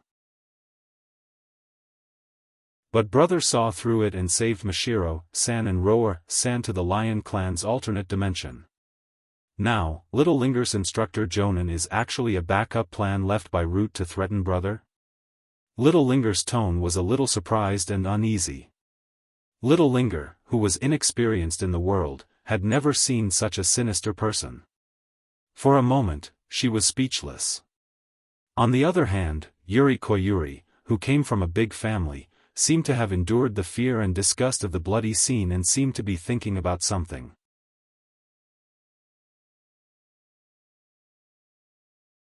Chapter 140. Nangong Sensei. Root will never recruit a famous ninja for no reason. Because, this is not Root's style at all. Yuri Koyuri said to Nangong Zhe. Although Yuri Koyuri usually jested with Little Linger and didn't seem to be scheming. But that's just because Yuri Koyuri didn't want to use too much scheming on a pure person like Little Linger. How can a person who was trained by a big clan like the Uchiha be an ignorant girl? As one of the key clansmen of the Uchiha clan, some records about the Woodleaf forces must be studied. As the root of Konoha's rapid rise, Konoha was feared by many, and Konoha has naturally seen his intelligence. As an organization that specializes in assassination, every ninja recruited must have some kind of connection with Root. If they didn't have a relationship with Root, then they were trained by Root. Although Nangongja was strong, he was still a stranger to Root. Now that they wanted to recruit someone they weren't familiar with, the most likely reason was that Root was going to organize a big operation.